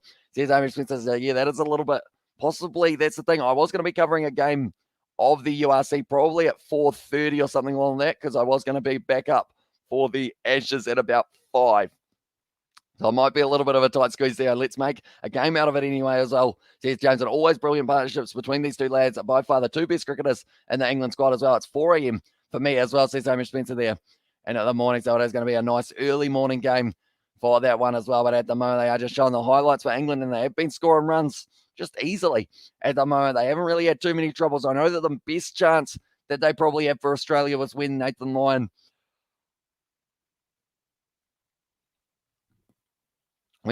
was bowling, and it did end up getting hit straight to Labuschagne, was in close. And also a couple edges that did bounce, but Joe Root plays the ball with very soft hands, so it doesn't end up really carrying through. But there it is. The one that hit Labuschagne with the ball, he just wasn't quite able to get the hands up to it in time as well. And when are you going to show us a showering your hair like herbal essence, and all your hair is all beautiful and nice as well? Says a Johnny Lights there in the chat. I don't know, maybe one day if we get ourselves some sort of hair, I was going to say hair poo, but that's not what it's called, shampoo sponsor as well. But our bowlers need to step up. You can't give away 470 runs in an innings as well. And my name is Irish Roots as well. Says Kevin there in the chat. But the draw at the moment, 38% chance that this game does go to the draw. England, 3% chance of winning in Australia, 59% chance that they are able to win it as well. The English batsmen can mess up very quickly as well, says James. That is indeed a true fact. And I will quickly go like this, and we will go like this as well. I can actually show you guys the batting that we saw from England in their first innings last time. As you can see there, they ended up losing those few wickets in a hurry, and then as soon as Root and Milan were out, everyone just kept on falling as well, unfortunately for them. And also that was the case in their second innings that they were batting. And Nathan Lyon, once again, will be bowling this one. And the good news about bowling a spinner is it doesn't really use up too much effort from the quicks. And also it is a little bit of a break in the field for some of these other players. But as you can see here, such a good opening run partnership. And then it got to the end of Dubbo Milan, the end of Joe Root just after. And then everyone just fell, unfortunately, there for England. But Nathan Lyon now lining this one up. Nicely played by Joe Root. That almost, did he hit it into the pitch marks, or kind of where everyone is marked centre? It seemed like it kind of went a little bit wonky there for him as well. What is the Aussie song during a match while singing Matilda as well? Says Esbok. I don't think they've got too many songs at the moment at the cricket. I know that the Barmy Army have got their Barmy Army song, of course, but I haven't really heard too much chanting from the Australian side of it as well. Nice ball there from Nathan Lyon. A little bit short, but it was well and truly cutting back in. Still spin on offer here on day 3, and it will just get more and more as we get to day 4 and day 5 as well. I have Scottish roots as well, but I have none about Scotland. But I know none about Scotland. I feel bad as well, says Johnny Blaze there in the chat. Here, we actually, on one of the live streams in the past, we actually looked up to see all of my clan information, I think it was called, as well. But I don't actually remember too much of it for the Scottish side of it. And you can kind of see what your tartan type thing looks like as well. But yeah, it was just a range of colours. I can't actually remember what ones it did have on it. Probably should look at that again. Nicely bowled by Nathan Lyon. Once again, another dot ball, putting the pressure on the English batsmen, but that's fine. They won't mind it because they have got plenty of time to try and go on to draw and also maybe go on to win this test match if they can somehow fight just extremely hard here. Nathan Lyon pitching it up nicely, and it is going to be glided just to see Smith there at first slip on the bounce. At the moment, Nathan Lyon, he's gone for 12 runs, 9 of which, actually came off the same over. But other than that, he has been pretty economical for himself, Nathan Lyon. 5 dots in a row. This could be a maiden year for him if he does get it at the right line and length. But Joe Root going to be facing this final delivery. It's a reverse sweep there from Joe Root. Nicely played, and that is going to be looking like it's going close to the 4 runs. Does it pull up? It's going to be very close. Oh, he doesn't quite get there, Travis Head. And that is going to be now 4 runs for Joe Root to close out the over. 88 for 2 here. And I think Travis Head actually rolled onto maybe that ball, or he did end up landing on his knee, but then also ended up maybe landing on the ball as well, which wouldn't have been too comfortable. Joe Root going for the reverse sweep. Now, David Warner actually tried one of those in his first innings of the match, and they were saying that's the second time ever that David Warner has tried a reverse sweep in a test match. Joe Root, he is a little bit more familiar with the shot. Oh, yeah, that would have hurt the groin there for Travis Head. He didn't really slide, unfortunately, for Travis Head. He's looking like he's got a little bit of a hobble.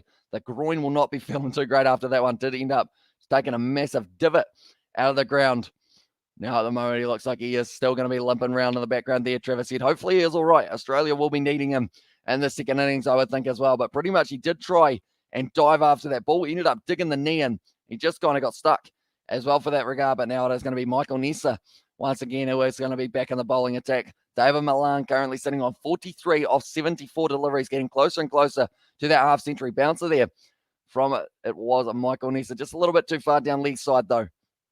He is just able to leave it comfortably, Milan. But we have got 1 hour left of this session, and then we will be transferring over to our next one, which will be starting at around 7:40 or so p.m. We will be covering that session on the channel as well. And then we have got the final session of the day. Unfortunately, we will not have a George for today, and that is because he is currently in Tekapo doing a little bit of work. So that is why we won't have another segment of George Learns Cricket for this day or the next day. But hopefully maybe the last day of the test match, if it is still going, we will be able to have George around for a little bit as well. Nicely left there by David Milan, not willing to go for it there. And he seems to have a lot of patience at the crease. He can play the physical shots, which is why he is such a great batsman at the top of the order, because he will punish the bowler for a bad ball, but then also knows when to just leave those ones.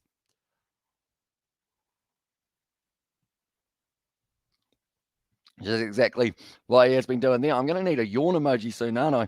If I keep on going the way that I am.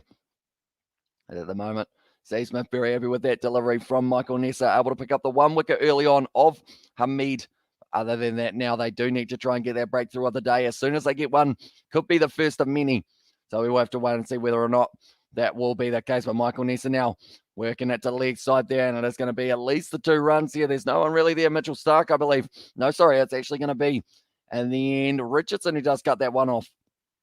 And it is going to be the 2 runs there for David Milan, and also Sebastian Grammer, Harlequin's bandwagon as well.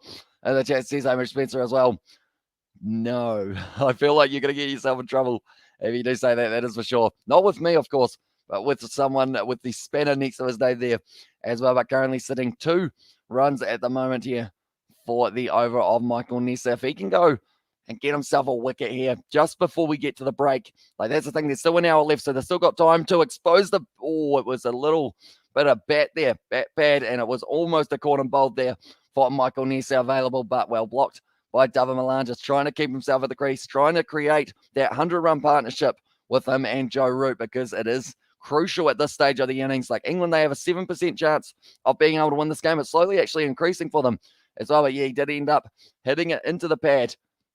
And the end of the bat, and in the chat, says Amish there in the chat as well. But now at the moment, Michael Nessa currently being pretty good in the early stages of his test career. This is the only game he has played at test level, picking up that early wicket like I mentioned. And now, if he can get himself a few more, perhaps he gets a bit more of an opportunity. That's off the edge. Oh, it didn't carry to Steve Smith, though. It did just bounce short. And he was relatively up, Steve Smith, as well, but it has just gone short of the slip cordon, which is unfortunate there for Steve Smith. Michael Nessa ended up getting the edge. How much did this go? Just a 1 bounce into the hand of Steve Smith. Well taken by him as well, though, to be able to take that one cleanly and not end up hurting your finger in that situation. But well taken by Steve Smith, just not quite able to get that one on the full there. And because of it, it does now mean that it is going to be, once again, Michael Nessa final delivery. Almost found the edge, and it almost carried as well. Nicely bowled there, and he hasn't quite been able to clean up that one, though. And that is going to be the 4 runs, possibly, for David Milan at the end of this over. No, it's going to pull up well and truly there at the Adelaide Oval. We did mention that the outfield is slow. That is very slow at the moment. And now we will add that one being currently sitting at 27 overs. Now, Nathan Lyon, he's bowled about 4 in a row. Do they give it to someone else here? I believe it is going to be Nathan Lyon once again. Gets one more opportunity. Maybe even before the end of the session, they might try Marnus Lowershane out. See whether or not the leg spin can get themselves the breakthrough, but it is certainly important that they do get that breakthrough for Australia. And at the moment, it's a good partnership between these 2 men, and like we mentioned many times over, as soon as one of these 2 fall, they need to create their next one. Quins fan, since I've started watching rugby 4 years ago, I sat through 3 less successful seasons, and last year we finally got the target bing bong as well. And the chat says Sebastian. Nathan Lyon once again bowling to Joe Root, currently sitting on 32 runs of 59. Another sweep shot there from Root. Set it well, but it's going straight to Mitchell Starks, and now they will be able to get through for the single, and it will be Dava Milan once again on strike. Now, he almost had a little bit of an opportunity to catch him earlier on, Marnus Labuschagne. The ball flew to him, and they are zoomed in on Labuschagne at the moment, perhaps saying, will he get himself some spin in this one? He certainly can rip the ball well, Marnus. He's been working on his leg spin. It will be interesting to see whether or not he does get that opportunity. He definitely would before the end of the day, I believe, if they do end up deciding that they will be, or if England decide that they will be batting for the whole day, that is. Nathan Lyon now trying to stop the follow-on from taking place as well, and also same as well. And the chat says Mark Morris there. Nicely bowled by Nathan Lyon, well pitched up, and that is going to be just the dot ball. But the big thing here, like I keep on mentioning, 181 more runs for England. That means that they will not be able to enforce the follow-on here for Australia, and that will mean that they will have to bat again, decide how many runs they want to get, and then from there, they will have to try and see whether or not they can bowl them out as well. Did you see the Melbourne Rebels won the other day playing against the Tars in a practice match as well, 35 for 14? I did not, but do let me know who scored all of the tries in that match. Do you know Xavier Brown? And I'd say for the Melbourne Rebels, did they have the likes of Andrew Callaway and everyone like that back for them as well? Because he certainly, I mean, that's the thing. I've been watching him at the Rebels for a couple of years, and now that he's in the Australian kit, a lot more people taking notice of that man, which is great to see because he is very talented indeed. Nathan Lyon now, another sweep shot from Joe Root and a straight out to Mitchell Stark for the single. So Joe Root at the moment not afraid to play the sweep shot, not afraid to play the reverse sweep as well, it seems. Now at the moment, looks like they are just having a little bit of a field reset. There are a few men under the helmet at the moment, not just Dava Milan, but also Alex Scarry and also Labuschagne as well. It was a behind closed doors practice match. I don't know who scored. They didn't say as well. And the chat says Xavier Brown and Fair in the chat from Hamish there as well. But currently 3 runs off the first 4 deliveries of Nathan Lyons over here. He has bowled 5 on the trot here.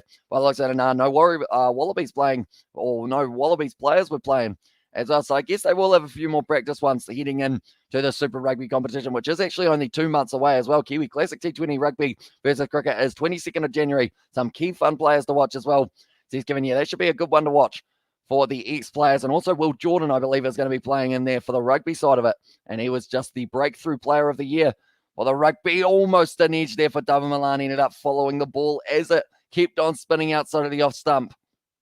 Whether or not he decides to chase a couple more out there, we will have to wait and see. But he has played aggressive to Nathan Lyon at times in his test career. But then also it can get him in a little bit of trouble if he goes at the ball with hard hands. Could end up opening up the opportunity for one of these guys in close. And it looks like Marnus is well and truly awake at the moment. That is going to be a nice cover drive cut off by Cameron Green.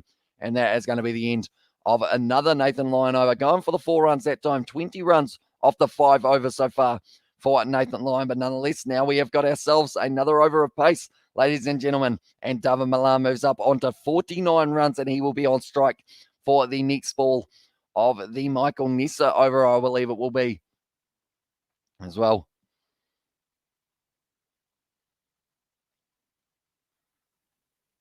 I'm just watching once again that little ad for the miniature lawn mowers that just end up like repeatedly mowing your lawn just over and over and over again. Now Nathan Lyon, he's looking like he's feeling the heat out there at the moment at the Adelaide Oval. Michael Nessa currently has an economy of 3, and he will be able to pick up yet again another wicket. Dava Milan sitting on 49, not out though. Almost going to be able to bring up the 50 overs here if he does get a run off the bat. It has gone straight to the man at gully, so he will not be getting it just quite yet for Dava Milan. 49 off 85, and the partnership sitting on 84 of 132. Him and Joe Root, they will just be trying to stay calm at the crease, keep on ticking over those runs and try and get it to the situation where Australia cannot enforce that follow-on. But then that's the bigger question. Would Australia enforce the follow-on, or would they put England back out in the field and try and tire them out that way so that when they come to their batting, maybe they are just that little bit more tired as well? But now Nessa, once again, going to be steaming in. Dava Milan here could be bringing up the 50 very soon. It's going to be hit to the leg side, a pull shot, and that is going to be the 50 there for Dava Milan. Well batted by him, and that is going to be 50 runs off 86 deliveries as well for him. And it was a strike rate of 58.14, 6 fours in the end for Dava Milan. Joe Root currently sitting on 3 fours for himself as well, so he has been in the ball hard, Milan. And at the 9th Test 50 in 19 matches as well, and he has only gone on to get 100 for himself there. David Milan also, who cares about Super Rugby, up the NRL as well. Says Mark Morris, I care about Super Rugby. I mean, I like NRL as well, so I feel like I'm a little bit in the best of both worlds because I do get to watch both of them. That's going to be close to the LBW there for Nessa. And they are saying no, maybe hit outside the line, maybe a little bit of bat involved for Joe Root as well. Steve Smith going, did he hit it? Michael Nessa's going, not sure. Is it too high? That's the question from Steve Smith. Does he review it? They've reviewed it for Steve Smith. Now, the big thing is, in this situation for Steve Smith, we know that Tim Payne, he had a terrible record when it comes to kind of being able to work out those DRS decisions as well. Good job, David, as well. And the chat says, Sebastian, also, we have got the NRL is boring, as well as this Betty Wagon there. But now it is going to be this decision reviewed here for himself. Going to be bowled nicely by Michael Nessa. I was worried maybe hit outside the line. Pad first outside of the line, I would say, is the call there. It is pad first. They will consider that as a shot from Joe Root as well. So because of it, I feel like this is going to be not out. Just a little bit over the top of the stump. So it does show that it is still bouncing through, not too badly, but that is the review lost for Australia. They will still have 2 more, though. That is kind of a freebie, I guess you could say, because of the fact that we have got local umpires for this matchup. So it does mean that you get 3 rather than the 2. Hope this is not the collapse for England. It's going to be not out there for Joe Root. And he is still going to be at the crease, and they are almost bringing up the 100 runs between these 2 for the partnership, and also the 100 runs for England coming very soon as well, perhaps. Michael Nessa, getting very excited. So Joe Root, he actually ended up hitting his bat there, which is why he wasn't quite able to get that ball just a little bit beforehand. But Steve Smith, he was asking the question, is it too high? The answer was yes. Did he hit it? The answer was no, but it is still going to be the lost review there for Australia as well. Moment, Joe Root, 34 off 63, like they're saying. If there's any chance, even if it's a 5% chance that you can get Joe Root out, you take that every day of the week, because if you can get one of these 2 set batsmen out, could change the innings for the Aussies here. Was just going a little bit over the stumps. It actually didn't go as high as I initially thought that it would have for the Adelaide Oval, just because yesterday we did see a few that did well and truly go up as well, but 1 second left there for Steve Smith, and Michael Nessa just getting that one a little bit wrong with the DRS. Nicely bowled once again. Joe Root getting behind the ball, didn't hit the pad that time, and now only the 1 ball left of this 29th over. We are almost sitting at the 30, and that's the thing. They are getting closer and closer to being able to be a fifth of the way towards how many overs that the Australians had to bat. That's the thing.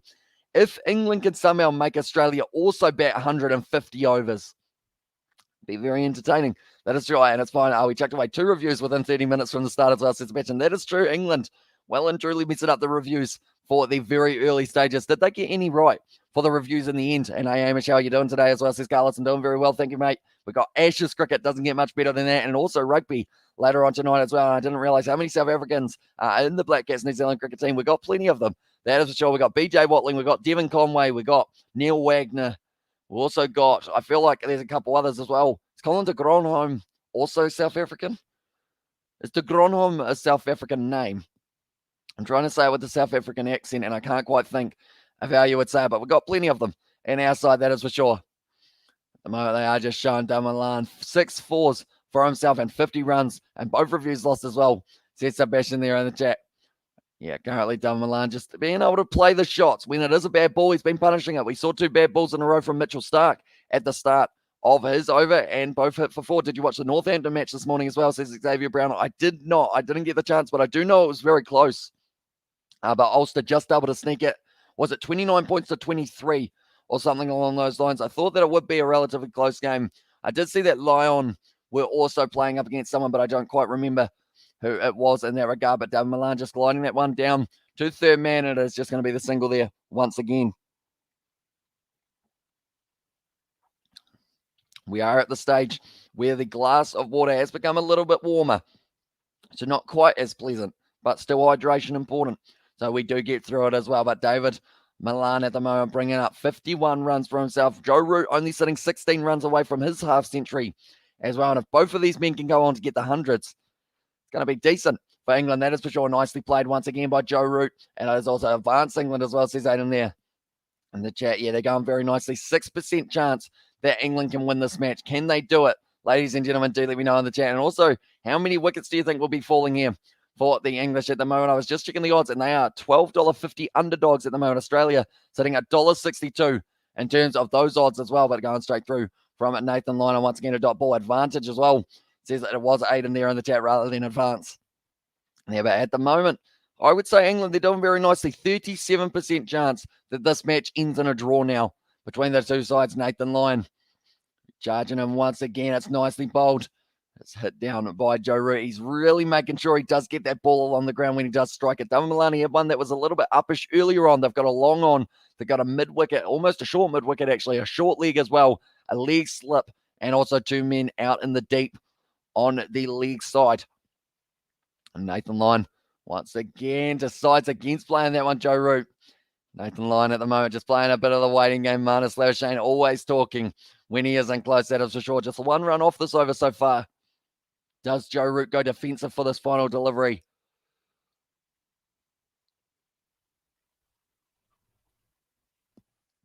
That's kind of close. Said not out there for the umpire. And Nathan Lyon saying it's going slightly down leg side as well. We are trailing by 375 as well. I think it's still way too early to speak as well. Says Sebastian there. Are they going upstairs? They have decided against it there for Australia, which means more than likely they weren't given it out. I think because I was yawning, I couldn't quite see where that ball actually pitched, but I just gave it out anyway, just for fun. We have got there. If England turn around, make draw out of this, it's basically a win for England as well, says Kevin. Yeah, they certainly do not want to lose this one. Like, this one is the one that, like, if you lose this one, you're probably going to lose the series for the Ashes as well, because at the end of the day, pretty much Australia, they only need a draw at some point up till that, like, kind of next stage, I guess you could say. If they win the first two and then they get a draw in any of the last three, they win and they retain that Ashes. So that is why they are going to be trying their best there, England. See whether or not they can try and cause a massive upset or at least draw this one for themselves as well. Nathan Lyon at the moment, he's going to be at one end, Nessa at the other, and it is nice to play once again by David Milano, who looks like he's in no hurry at the moment to be able to keep on going forward and keep on ticking over that strike rate. To be honest, even a draw won't help a lot anyway as well, says Petty Wagon. Yeah, it is still going to be tough for them, but that one was going down leg, way down leg actually for that one. So that is showing just how much a yawn can affect your decision making. Imagine if you're yawning as the umpire. I feel like what happens then, although I feel like the momentum or like the kind of atmosphere would well and truly wake you up into that situation as well. But I feel like if I was the umpire and I started yawning, they would just like kick me off the field just for fun, you know? Nicely bowled once again by Nessa. Nice straight delivery there.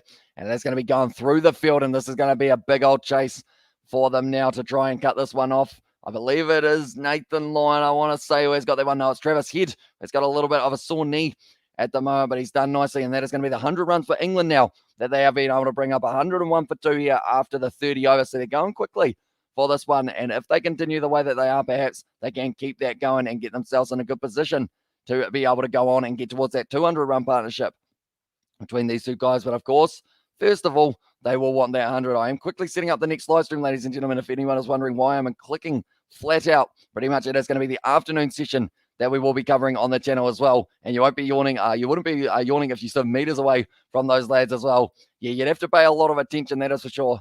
Oh, it's another misfield from Australia. And that time, Joe Root is going to get that through to the boundary. And that is going to be another one. So they have been able to get 7 runs off the last 2 deliveries. And Michael Nessa at the moment, unfortunately, just straying a little bit down leg side. And Joe Root said, yep, that one will do. I'll take that one on as well. Joe Root, straying slightly wider, I should say, rather than straighter for that one. It's a very nice shot as well. We will go like that. Right, the next live stream is all set and ready to go as well, ladies and gentlemen. Nice to get him behind the ball there for Joe Root. Now currently sitting Nessa 1 for 29 here and also century as well.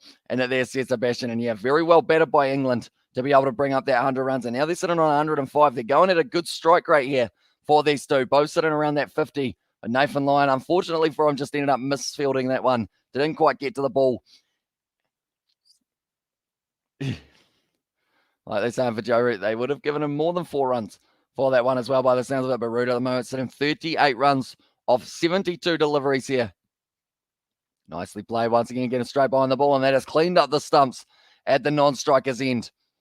And that is a feeling that the Australians, they will want to get a little bit earlier on than they have in this situation. They haven't actually bowled anyone yet for Australia, but they've certainly got the potential, definitely with Nathan Lyon, the amount that he's spinning that ball I feel like he could bowl an absolute ripper to Milan, and if he strays a little bit straighter to David Milan, maybe he goes for that similar delivery that Joe Root was able to get the man out for. Travis Head as well, or we get the stump cam. Ball just ends up taking out the stumps at the non-striker's end. I just realised that there's more than one stump camera as well. Nice Yorker bowl by Nessa. Nicely kept out by Joe Root. And that is going to be the end of the over now. And it will be 105 for 2 here for the English as well. But Michael Nessa, possibly one of his later overs, or probably one of his last overs in this spell. They might go to Cameron Green. Perhaps he gets a little bit of a bowl. See how he goes with the extra height that he has got himself. But Nathan Lyon, 21 for none after his 6 overs. He's certainly got the talent, certainly the experience as well to be able to pick up a wicket. But he will need to get it soon as well. It is going to be 38 off 74 as well. And Milan sitting on 54 off 89. England trailed by 368 runs here. The England women's team win the Women's Cricket World Cup as well. Says Kevin there in the chat. And I know that there is a couple Cricket World Cups coming up for next year as well, which is very exciting. I've just realized we're only 1 week away from Christmas as well. That is coming around extremely quickly. And hi, says the two Aussies as well. Welcome in to the live stream, mate. Hope you are doing well, and hope you are excited for more of this test match action. For sure at the moment now, it is going to be 105 for 2 here for England, and David Milan is going to be on strike. Nathan Lyon bowling to him once again, and nicely played by Milan. Gets sturdily behind the ball. Just not letting Nathan Lyon in. If they get out of the session, England, without losing a single wicket, that will be very impressive from them. Definitely with the way that it was going last night, because it did seem, if it didn't get the thunder and the lightning that did strike and they did decide to abandon play, maybe there could have been another wicket for them. That's well bowled from Nathan Lyon, getting it from about leg stump, coming back across. But David Milan able to keep that one out once again at the moment, sitting on 54 off 91 deliveries. Now, I'm remembering the 50s that we did see in the first innings. They did take quite a while to get to them for a couple of the players. Marnus Labuschagne got 103 off 305 deliveries or somewhere around there as well. Nicely played, and that's going to be a good shot there from David Milan. 4 more runs for him. As I'm sorry, got to go, mate. As I'll be back later. Sorry, I just got here as well. Says the two Aussies. No worries, mate. We will see you a little bit later on for maybe the second session or the third of the day as well. But Milan now moves up onto 58. Currently sitting with a total of 7 boundaries, I believe it is now. Or sorry, 6 boundaries? 7 boundaries. I believe that's 7. Yes, it is for David Milan. Marnus Labuschagne wasn't too keen with that one coming straight at him there, Marnus. Could have ended up with the ankles getting cleaned up, but they have got a pretty pressurized field at the moment. They've got 2 slips right next to each other for this one. They haven't got the leg slip anymore, though. So it does mean Nathan Lyon more than likely will continue to go for that line outside of the off stump. Play a little bit of a waiting game with David Milan and see whether or not he is willing to take on that straight ball when he does decide to bowl it. It's out for Nathan Lyon. Nicely bowled once again, and it's going to be blocked by David Milan. Also, we've got there how much time left in the first session. The lads have to survive the whole first session in order to hope for something as well. So they have got another 45 minutes till the end of the session. So because we did start about 19 minutes early, we've still got another 45 left of this one as well. But Nathan Lyon now be bowling that one. Nice cut shot there from David Milan. It was probably very risky to cut that ball when it was that straight, but he tried it, and it did work out for him just for now as well. England 2 for 109 at the moment here, and they are looking like they are going to be off to a very good start in day 3 of this test match. Anyone who is new to the channel, be sure to leave a like and subscribe. We will be back for the second session and also for the third session as well. So if you are new to the channel, be sure to leave that like and subscribe. It is hugely appreciated. And also we have got more BBL coming extremely soon. I will show you guys exactly when the BBL games are going to be taking place. So the first of which is going to be taking place at Sunday night, and it is going to be 9:40 p.m. Brisbane Heat taking on the Sydney Thunder. So that will be just after the second session of day 2, or sorry, of day 4, I should say. And we will be covering the BBL rather than the Ashes for that day 4. And then this will be in the final session of the Ashes as well. Unfortunately, that will be a bit of an overlap. So hopefully we do get to see a result before that stage, or maybe we will be doing a little bit of that co-live stream like we have been trying to do in the past as well. But now Jai Richardson being brought back into the bowling attack. Nice shot there. Once again, also we have got this. So next test match is Boxing Day 26. That will be on Sunday, if not mistaken, Hamish as well, says Kevin. So yeah, pretty much Boxing Day test match. I have got the schedule here as well. So we have got the Boxing Day test match. That is going to be 26th of December to the 30th. Then the next one that we do get to see, it is the 5th of January to the 9th of January. That is going to be at the SCG And then January 14th to January 18th, that is going to be at Hobart, I believe, is where that one is going to be located. We are hoping to be able to cover all of those on the channel as well, whether it is the full days or whether it is just certain sessions throughout that stage as well. Jai Richardson, nice little bit of in-swing there for him. Was coming back nicely. It was a good leave from Joe Root at the moment. 29 for none for Richardson off 9.2. As soon as he gets one wicket, I feel like that will give him the confidence to just keep on going. That one came back in off the seam quite a mile. Was just outside of the off stump. Alex Carey, he was liking it as well. We're just going to see this one in terms of height factor. Still bounced over the stumps there. So it was a very good lead from Joe Root, not needing to play at that one. Jai Richardson, he thought he was almost going to be able to pick up that wicket, his first wicket of this test match and this Ashes series. Once again, just straight behind the ball, Joe Root. Every time forward defensive just puts their head down, sits there comfortably. Anyone who is wondering about the NBA, the Grizzlies winning their game up against the Kings, 127 to 104. For anyone who is a fan of the NBA. And also, there's been a few other results that we will be seeing throughout the night, including the A-League. They have got 2 matches happening tonight, I believe. There was going to be 3, but the Perth Glory versus Brisbane Roar game has actually been postponed / cancelled due to the cases that are popping up. And that has kind of been the summary of most sports around the world at the moment. The Premier League, they have been having it for the football. The rugby, the URC, might be in a little bit of jeopardy a little bit later on. Nicely played once again. Or nicely bowled, I should say, by Richardson. Joe Root decides to try and block that one rather than leaving. It goes just outside of the outside edge. But yeah, there are a whole heap of sports around the world at the moment that are getting affected by it as well. Pretty much if you have a case in your camp, you are not able to play in that matchup. And that is why Pat Cummins, it was almost going to be a big danger time for the Australian side, because Pat Cummins, he is out for this test match, but it could have been also Nathan Lyon and Mitchell Starc. If they had been inside, they would have been considered close contacts rather than casual, and they would not have been able to play in this game. Nicely bowled by Richardson, but once again, it will be head out through cover. Labuschagne trying to cut it off, and he does keep it well, or to one, I should say. Well done from Labuschagne there. And the fact that he batted for 300 balls and he is still willing to put in a shift in the field and chase after that one. He's wearing pads as well, which does make it just that little bit more impressive. But 110 for 2 here at the moment.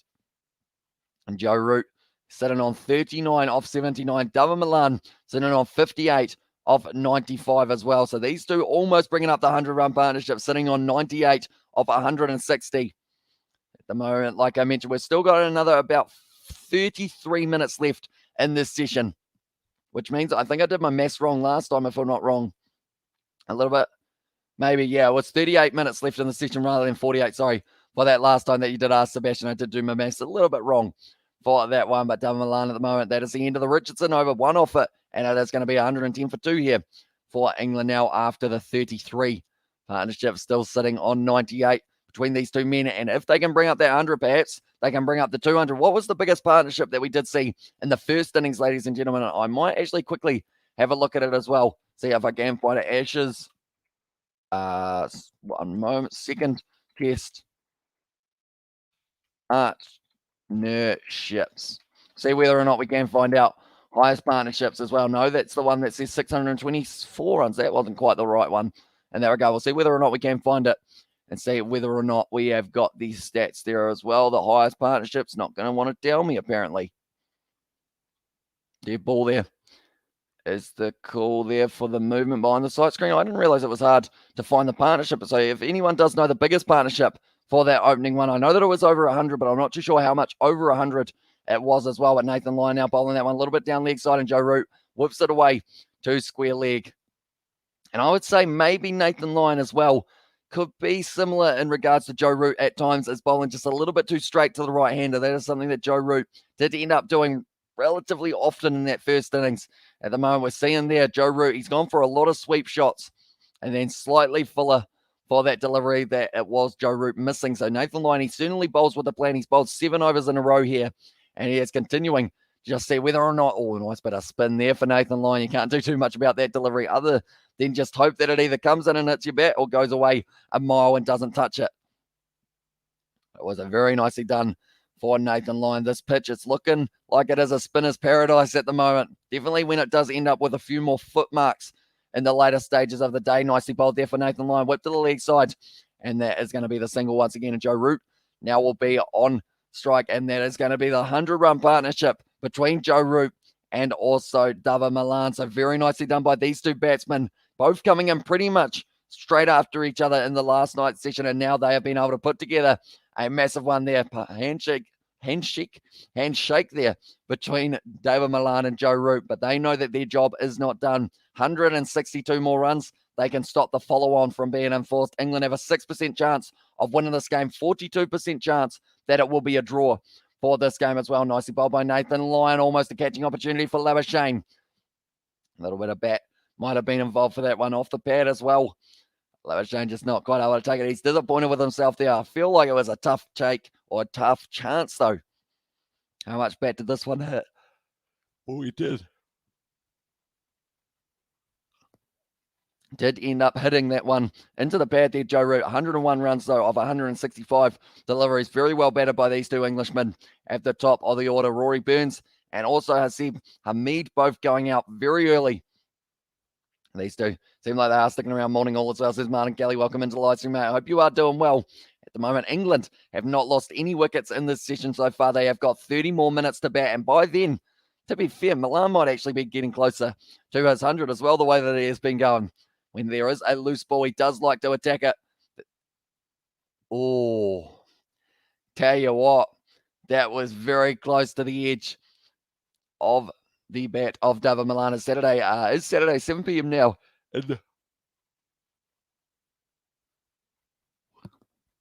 I've got there Saturday, 7 p.m. now in New Zealand. It is indeed, or it's 6:30 p.m. at the moment. Great for Seb there in the chat as well. It says it was Martin Kelly. And also the only one I'm disappointed with is Seb as well. I wouldn't have imagined he would be out on a single digit as well. Yeah, it was a little bit rough for me, that is for sure. But hopefully he does get a little bit more of an opportunity at the MCG, which that's the thing. As long as your openers can bat time, it's always a better innings for you guys. That is for sure. I'm Morton Martin as well. And it's Saturday, 7 p.m. now in New Zealand as well, says Kevin.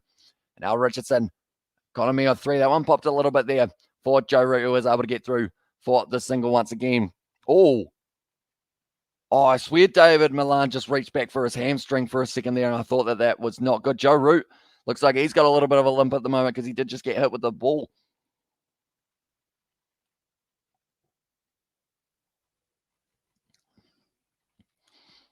Joe Richardson there. Oh, tell you what, it's just below the thigh pad, which is where that gap, where you don't actually have any padding is. And it's right in the spot that you don't want it to hit you. So Joe Root, he's going to be running a little bit gingerly for the next little while as well, almost on the side of the kneecap, and that is even worse when you do get it there. David Milan now playing that one nicely out through cover, nicely cut off by Labuschagne, but he was lying on the ground. A little bit of a misfield as well. And now partnership moves up to 103. A very, very good innings so far from both of these men, and also very good session for England. They haven't actually been going at a slow scoring rate at all. We look at what they were yesterday. They were sitting about 22 runs for 2, I believe, or somewhere around that mark. So far 26 overs, I believe it is. They've almost scored 100 runs so far, so almost going at the 4 and over for these two men, Root and also David Milan here. But the partnership is 103 runs. They can bring that up to 200. England have a chance of being able to make their way back into it. Joe Richardson now. Nice shot there from Joe Root, just gliding it through cover. Well cut off, though, by Travis Head, and they're not leaking too many runs in terms of from misfields there for Australia. They had 2 in the same over, but other than that, they've been very solid with the way that they have been fielding, and it will be the case of that statement that I made while England were bowling. I did say catches win matches, and that is exactly what it is going to be in this situation. They need to make sure that they are taking those catches if they do get the opportunity. We saw what happened for England when Joss Buttler was putting down Marnus Labuschagne twice. It did mean originally the first catch was when Marnus was on 20. So it does mean that he was able to go through and get himself his, once again, another century. He just gets so many of them. Marnus at this point, but now Joe Richardson, beautiful delivery, and ended up kind of seaming away a little bit, getting that angle from round the wicket, trying to lure in David Milan. And he had a little smile on his face. He knows that was a good ball. He ended up almost reaching for it a little bit. Milan gives a little nod as well to Joe Richardson. But yeah, it's seaming all over the place at the moment for the Aussies, which will give them a lot of confidence, definitely for that spin factor. So maybe you do give Labuschagne a couple overs before the end of this first session and see whether or not he can get that breakthrough wicket, because at the moment they need to find a way of breaking this partnership, because we did see in the last one, as soon as they broke this partnership, that was when the order of England started being downfall. Well, that was almost a sentence, but it also wasn't even close. At the same time, it is just going to be the single there. Good arm there from Michael Nessa. Keep it at just 1. 4 runs so far off Jai Richardson. That's the thing. Last night, he was very economical, only going for the 1 run of 4 overs. Today, so far, he has gone for quite a few. Off his 7 overs, he's gone for 32 runs. So sitting at that economy of almost 5, sitting about 4.5 for himself as well.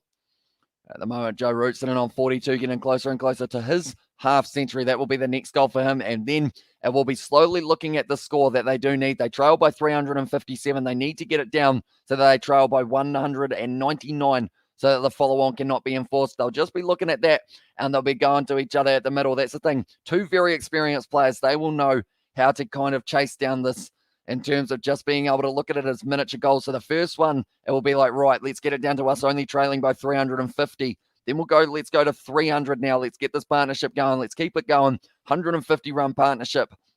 And then just continuing to go at that kind of rate. Because if those two can just kind of keep in that mindset of batting and slowly chipping away at it. Because when you look at it and you go, right, we trailed by 474 runs at the start of the innings. That is when you go, okay, we're going to have to play a little bit aggressive here. And then that's when you lose your wicket. So if they can keep on slowly just ticking away at this total, by the end of the day, they will be maybe half of the way there or somewhere around there if they just keep on staying out there. Nathan Lyon, 9 overs in a row now at the moment for Gazza. He's been working hard, trying to get that wicket of Dava Milan.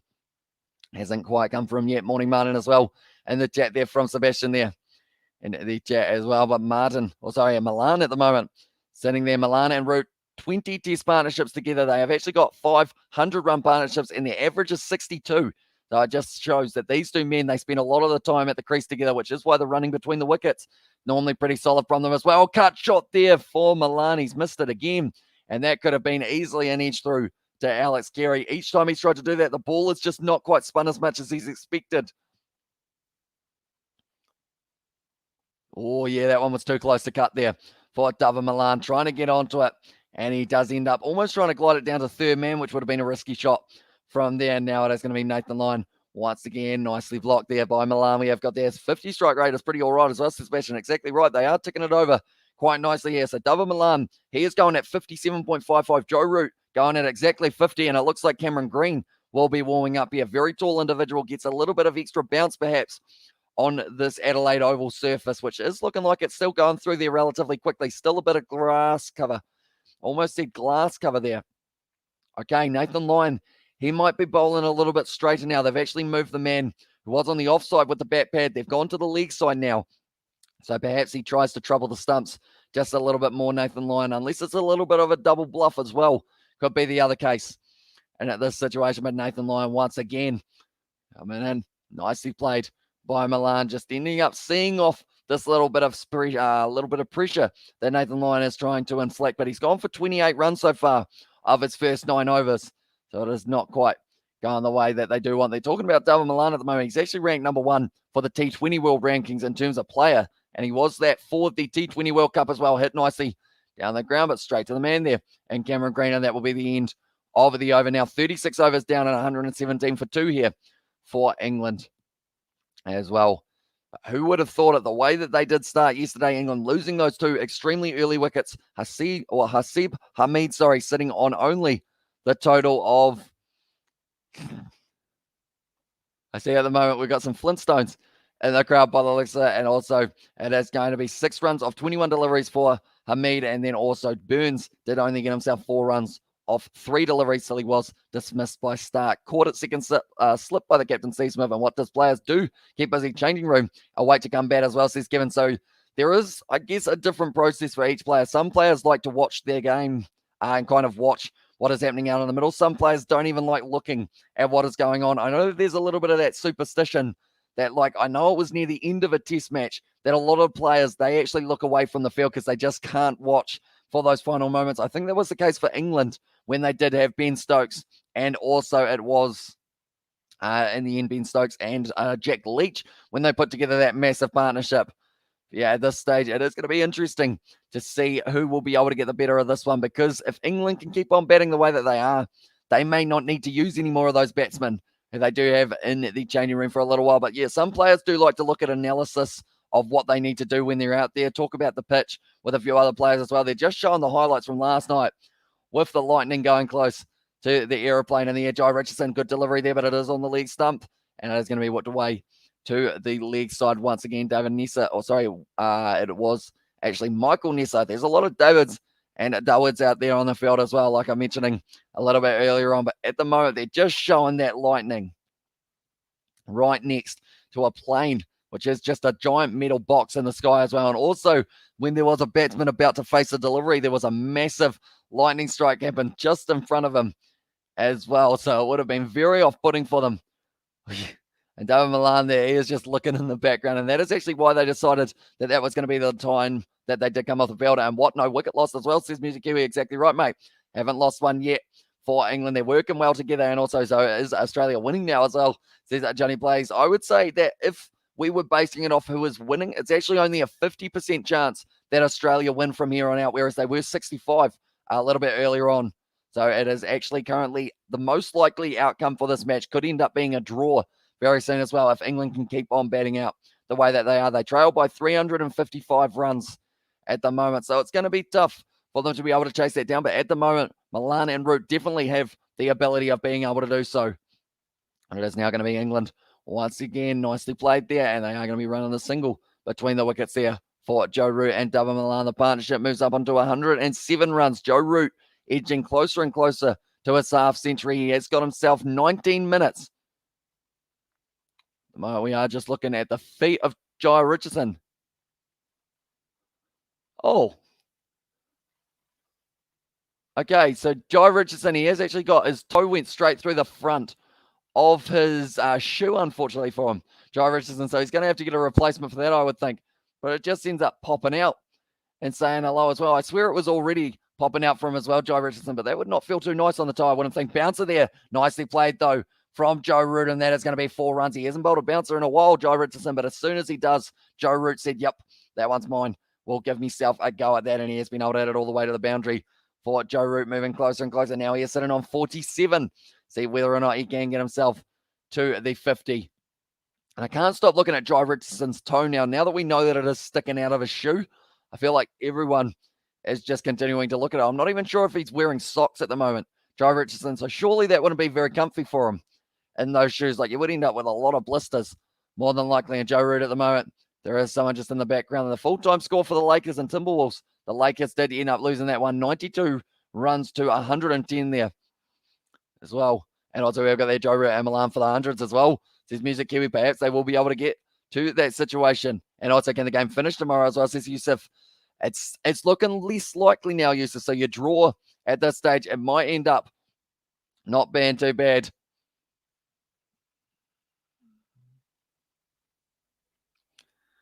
At the moment there, it is going to be now Joe Root will be on strike for this delivery from Jai Richardson. Oh, that was close to the stumps there. That is extremely close to the stumps for Joe Root. 47 runs he's on at the moment, and that one was inches away from the stumps, cut right back in for Jai Richardson. I believe, luckily, the bouncer stayed true, because if it didn't, that was cleaning up the bails of the other stumps as well. A little bit over the stumps there. Without deviation, it would have been going pretty much straight to Alex Carey, about 5 inches outside of the off stump. But because of the fact that he was getting that nice little bit of seam back in, that is what almost meant that Joe Root was in trouble. Nice Yorker ball by Richardson once again, worked away to the leg side. Just a stop ball, though, for Joe Root here. One delivery left of this over. Actually, that's the end of the over. 123 for 2 now for England. At this point, we have got 17 minutes until the end of the session. Joe Root needs 3 more runs to get himself there. Imagine have Buster's whole wear shoes the whole day as well. Imagine having Blister, whole wear shoes all day as well. Yeah, it would suck for them, that is for sure. That's why they always have just very good sporting shoes. I don't know how old that pair is that Jai Richardson has got himself, but he seems to be pretty keen on sticking with them, even though his toe is literally sticking out of the front of it as well. But it is now going to be Cameron Green getting the opportunity with the ball in hand. He was able to pick up 3 wickets in the first Ashes Test match. Can he be the man who does get the breakthrough here? We will have to wait and see. These 2 batters are carrying England with the bat these 2 games as well, says Music Kiwi. Yeah, anytime these 2 are at the crease, their partnership is what is helping out England. They are almost moving to more than they had for their whole first innings for England in that last one. I believe they were bowled out for 147. If they can keep on going at this rate here for England, if these two can bat 60 overs, I feel like they almost bring up, or you know what, I'm going to say if these two bat 65 overs, they will bring up the 200 runs for England here. And it will almost be a 200-run partnership. Well, not as well, but Cameron Green there, left just outside of the off stump there, bowling at 133.4k. So he does still get them down at around that mid-130s or so for Cameron Green, but 2 for 123 here for England. They certainly do not want to lose any more wickets in this session, that is for sure. And also we have got the, how does this front foot of Richardson look like as well? Says up Music Kiwi. So pretty much he has got his shoe, and then there is a hole in the front, and his toe is just poking out of the front. His big toe pretty much just going straight through the front of it with a whole heap of tape on it, trying to keep it in, but it certainly doesn't want to there.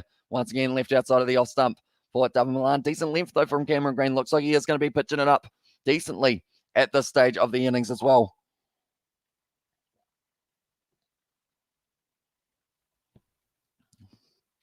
"47 overs for Cameron Green to be able to pick up his first wicket in Test cricket, but he has been able to get a few in this Ashes series so far for Australia. Of course, with Cummins and Hazelwood coming back, it will be the big question of who gets replaced, whether or not they leave Richardson or Nessa in the side, or whether they take both of them out in that regard. But now it is going to be David Milan once again, just leaving that one outside of the off stump. They are saying they heard a bit of a noise, but I believe it was just a pad, and it wasn't quite deviating back enough to be able to be the LBW for him. Cameron Green at the moment, I feel like that extra height and bounce that he does get, but he does like to pitch the ball up just a little bit more. That one was coming back just a little bit there.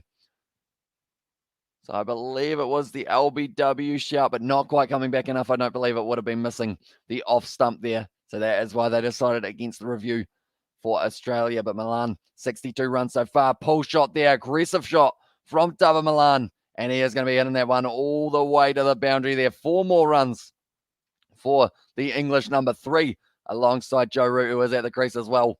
So this partnership moves up onto 115. I still don't quite know what the biggest partnership was for Australia. I'm going to see whether or not I can do the maths off the top of my head, see if I can work it out there. But it was a good shot from David Milan to be able to hit his 8th boundary of the day, I believe it is. Yes, it is. And he moves up onto 66. So for Australia, their biggest partnership, I believe it was Labuschagne. And also, I want to say it was Labuschagne and Warner, but I could be wrong there. And in that regard, we will go like this, and we will go like this as well. So Australia, for their fall of wicket, what do we got here? Fall of wicket, Labuschagne and Warner were able to get a 172-run partnership. I believe that was the biggest one that they did have. They also had almost a 100-run partnership between Travis Head. No, sorry, it would have been between Steve Smith and also Alex Carey, who also had a decent one, and then a few 30 and 50-run partnerships as well. But yeah, 172-run partnership between David Warner and also Marnus Labuschagne. So that was a big one at the top of the order for the Aussies. And if if Joe Root and also David Milan can bring up that as well, it would be very impressive for them. Cameron Green at the moment, nice shot there from Joe Root, working away to the cover region, and it is going to be just a single for him. So he moves up onto 48, 38 overs down, 12 minutes left to play in the opening session of day 3 of the Ashes as well. And the draw is becoming more and more likely. 44% chance that this game does become a draw. They have only got a total of around, I was going to say we'll have around 100, or sorry, it's more than 100 actually. We're probably sitting around, hard to do the maths, 280 or so overs left, somewhere around there. I feel like I've done the maths terribly wrong there, but I will probably try and add it up afterwards. But we've still got over 1,000 balls left of this test match. And also we have got there, are you doing Munster versus Castries? I did want to, but it does start at 9 a.m. So it does mean that if I was to do that game, I probably would be sleeping for the first couple of sessions of the Ashes, unfortunately. So I think I will be missing that game so that I can end up sleeping, so that I can be rearing to go for day 4 of the Ashes as well. But it is going to be now Richardson, nicely bowled, nicely played by Joe Root. Andrew Flintoff, all round reminds me of Ben Stokes as well. Says Kevin Thomas there as well. And of course, Andrew Flintoff, very good with his bowling and his batting. And Ben Stokes able to pick up 3 wickets today. Also had that match-winning innings in England for the Ashes last time, or I believe it was at the match-winning, or was it the match drawing? I think it was actually match-winning for them as well. Was what ended up with Jack Leach getting himself a Specsavers partnership with them as well. But Richardson now, he hasn't been able to pick up a wicket just as of yet. That's going to be down the leg side, and that will be Joe Root. Did he get a little bit of bat on it? If he did, he did indeed. So that is going to be the 50 now for Joe Root. 52 runs off 91 deliveries. Well batted from the captain of England, going at a strike rate of 57.14 and also hitting 6 fours in the process as well. This is a great partnership. 121 runs of 193 deliveries. Australia, this is the first session of the day. By the time we get to about the third session, they will probably be starting to feel it similar to what they did in the first innings for England. Half century for the captain as well, says Sebastian there. And also we have got there the 52nd test match for 50 for Joe Root. And also he's gone on to make 2,300s from his 111 matches. He's certainly got plenty of experience, that is for sure.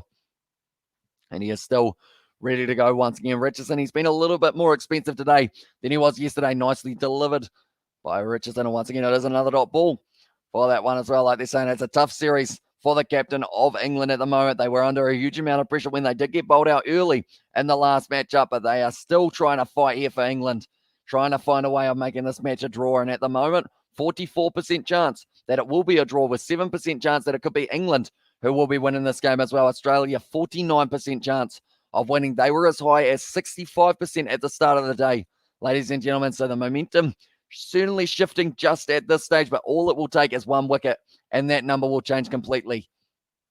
Joe Richardson once again, dot ball from him as well. And Cameron Green, I feel like he might be the man who can get the breakthrough wicket. Did think it for Ollie Robinson in the first innings for England. Now I think it could be Cameron Green for this one as well. See whether or not he can pitch that ball up nicely, get it to do something late, maybe off the seam, because we've seen already quite a bit of movement off the surface in this first session of the day. But 6:51 p.m. here in New Zealand. Anyone who is new to the channel, be sure to leave a like and subscribe. We are going to be back for the next 2 sessions of the day, and then we have also got ourselves a live stream later on tonight, and that is going to be Harlequins in their matchup up against, they will be playing Cardiff, and that should be a good one as well. Nice delivery there from Richardson once again, just outside of the off stump. Gets a little bit of a nod of approval from Joe Root as well, and it was swinging away. So whether or not we do get to see a lot of swing under lights, that will be just after they have taken a new ball as well there.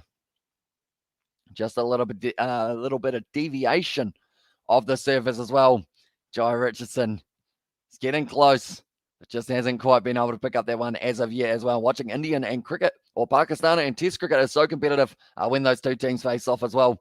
Says Kevin, it is indeed in any format of the game as well, like the T20 World Cup. That is always a heated battle that we do get to see.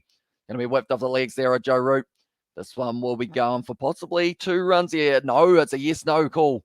And they are going to be back as well. Good call from Joe Root to say that we don't want the 2 there. That's going to be 5 off the Richardson over, and now 134 for 2 here for England.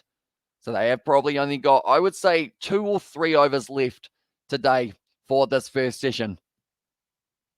Nicely bowled just outside of the off stump there.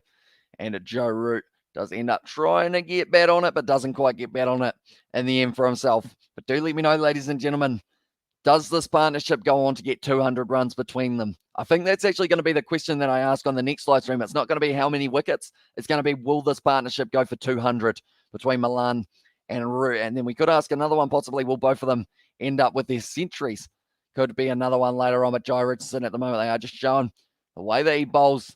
He is very good with, in terms of just changing up the ball, or like holding of the ball just a little bit, and it does make the ball do all kinds of different things for him as well. Cameron Green now going to be bowling here.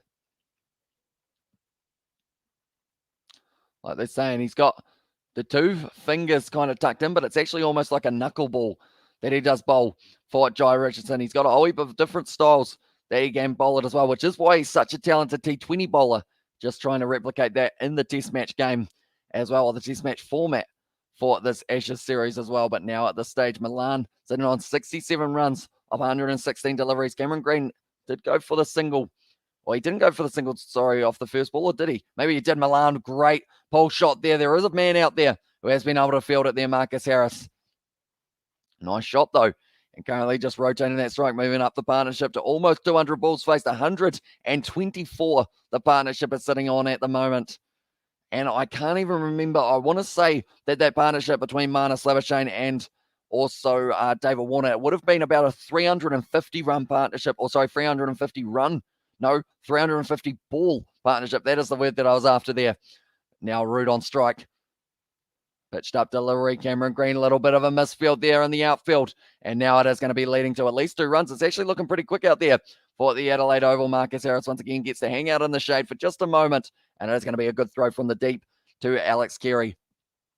So I guess we will ask the question for the end of this session. We've got 1.5 or maybe 2.5 overs left. Will England lose a wicket before this session, or will they get out of the session completely unscathed from that bowling attack of the Australians? Because pretty much at the moment, if we have a look on our kind of poll, it is 26% of you said that there would be 0 wickets falling as well. Only 14% said 5+, but I believe a lot of those votes actually came in before this innings did start. 3.4 or 3 or 4 has got 29, and 1 or 2 has 32% for the votes as well. Anyone who hasn't already, be sure to leave a like and subscribe to the channel. We are going to be back for day 3, session 2. That will be coming up at 7:40 p.m. New Zealand time, but we will be coming back at around 7:35 or so here.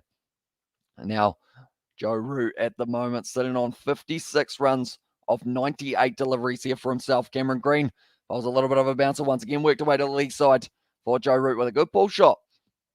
Once again, another single for them as well. Like they're saying, they will need 2 or 3 sessions all strung together here for them to be able to have a really good chance. At the moment, Australia, I believe they've actually bowled about 31 overs so far today for this one, but they did start 19 minutes early as well. So I'm not sure how many overs we will get today compared to how many we should have. I assume we'll get around that 90 mark or somewhere around there, maybe even play.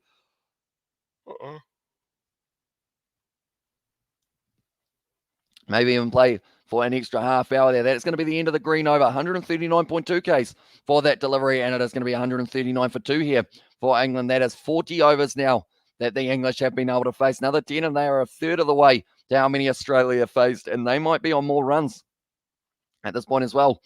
And at this stage, 50 runs for not just Milan, but also for Joe Root. He's got a smile on his face. He's been hit with the ball a few times, which of course would have taken the smile off his face at times throughout this one, but has been looking very solid at the crease, been advancing down the wicket as well, willing to take on the ball of Nathan Lyon, which did get him a couple boundaries in a row with a reverse sweep as well from Joe Root. And that is when you know that he is batting confidently, when he is able to play shots like a reverse sweep and just doesn't really hesitate to do it. But 57 runs off 99 balls here. Go on with a good strike rate. Both him and David Milan doing nicely here to keep that strike rate. And also the runs on the board ticking over for England, only needing another 135 to stop the follow-on from being able to be enforced. So the next goal will be to get it down to 300 runs required for England. And then the next one after that, 250. Just keep on kind of knocking it down just little bits at a time at the moment. Joe Root hitting pretty much all around the ground by the looks of his boundaries. He's actually probably had the most outspread boundaries that we have seen so far. I would almost say one of them, of course, coming off the edge, I believe it was actually the 50 that he did hit to leg side, pretty much straight behind, but now it is going to be Root. He's faced 100 balls. Joe Richardson, nicely bowled. A little bit of pop off the surface there for that delivery, but Joe Root once again for defensive, staying solid behind it. At the moment, 139 for 2 here for England. 14 matches for Joe Root in 2021, and he has brought up so many runs for himself. That one almost hit the splice, almost even the handle of the bat there for Joe Root. Extremely high up on it as well. And like they're saying, they haven't really done any genuine bounces here for Australia so far, but it is currently sitting 2 minutes away from the end of the session. So if we get more dot balls here, it might be just a little bit longer, and we will get one more over of this first session of the day. But Nathan Lyon fielding that one at backward point. I would have cut it off as well. But Joe Root at the moment, him and Milan have really changed this innings. It went from a 65% chance that Australia were going to draw this one to now Australia are not actually the favourites. It is instead going to be the draw that is sitting slightly more favourite with 47% compared to Australia's 46% chance of being able to win this one. England's still only sitting at 7%. They're not really creeping up too quickly at the moment, but it is that case of if these two can get on a 200-run partnership, maybe even upwards of 200 runs, all of a sudden you're in a very good position. That's going to be close, though, for Joe Richardson appealing. It's going to be slightly maybe down leg, though. They are saying maybe it's going slightly down leg. Do they review this one? They're not going to, but that was almost the opportunity to get Joe Root out just before we get to the halftime stage. Or sorry, not the halftime stage. We're actually in 3/3, aren't we? Oh, I think that's just missing leg and going over as well while we are at it. But Jai Richardson, at this stage, it was close for him. He's almost been able to break through and get that first wicket for himself a couple times here in this matchup so far, but just hasn't quite been able to do it. They need a wicket soon, Australia. If they go the next session without getting a wicket, then England will be only around that probably 250, maybe even less than that behind them at that stage. But like they are saying, maybe you go with an over a short stuff just to close out this one. It looks like this will be the last over, though, of this session, as Jai Richardson has still got 2 deliveries left as well. Nicely bowled once again. How Australia attitude on the field do seem a bit frustrated at the moment. I think it's still early on, so they don't seem like they are too troubled at the moment, but it will certainly annoy them. And just going over leg stump, just a little bit out to the side of it. And also height was a bit too much. A good call from the umpire there, but if they had reviewed it for Joe Root, which I assume he would have if he was given out, he would have been able to reverse it. Right, this is going to be the last delivery here for Jai Richardson. Can he get a wicket off it, or will it be, once again, England, who will just be sticking around at the crease? They are saying that it might be a bouncer from him. It's going to be well pitched up, and that is going to be the end of day 3, session 1 of the Ashes as well at Adelaide Oval. That is going to be stumps just for now, and then they are going to be going back out after lunch. But nonetheless, thank you all very much for tuning in. If you did enjoy this live stream, be sure to leave a like and subscribe. We are going to be transferring over to a new live stream for the second session of the day. That will be starting at around 7:35. So hopefully we do get to see you guys there for that one as well. But thank you all very much for tuning in. Be sure to leave a like and subscribe like I mentioned, and I will see you all in about 30 minutes time for the session 2 of the third day as well. But thank you all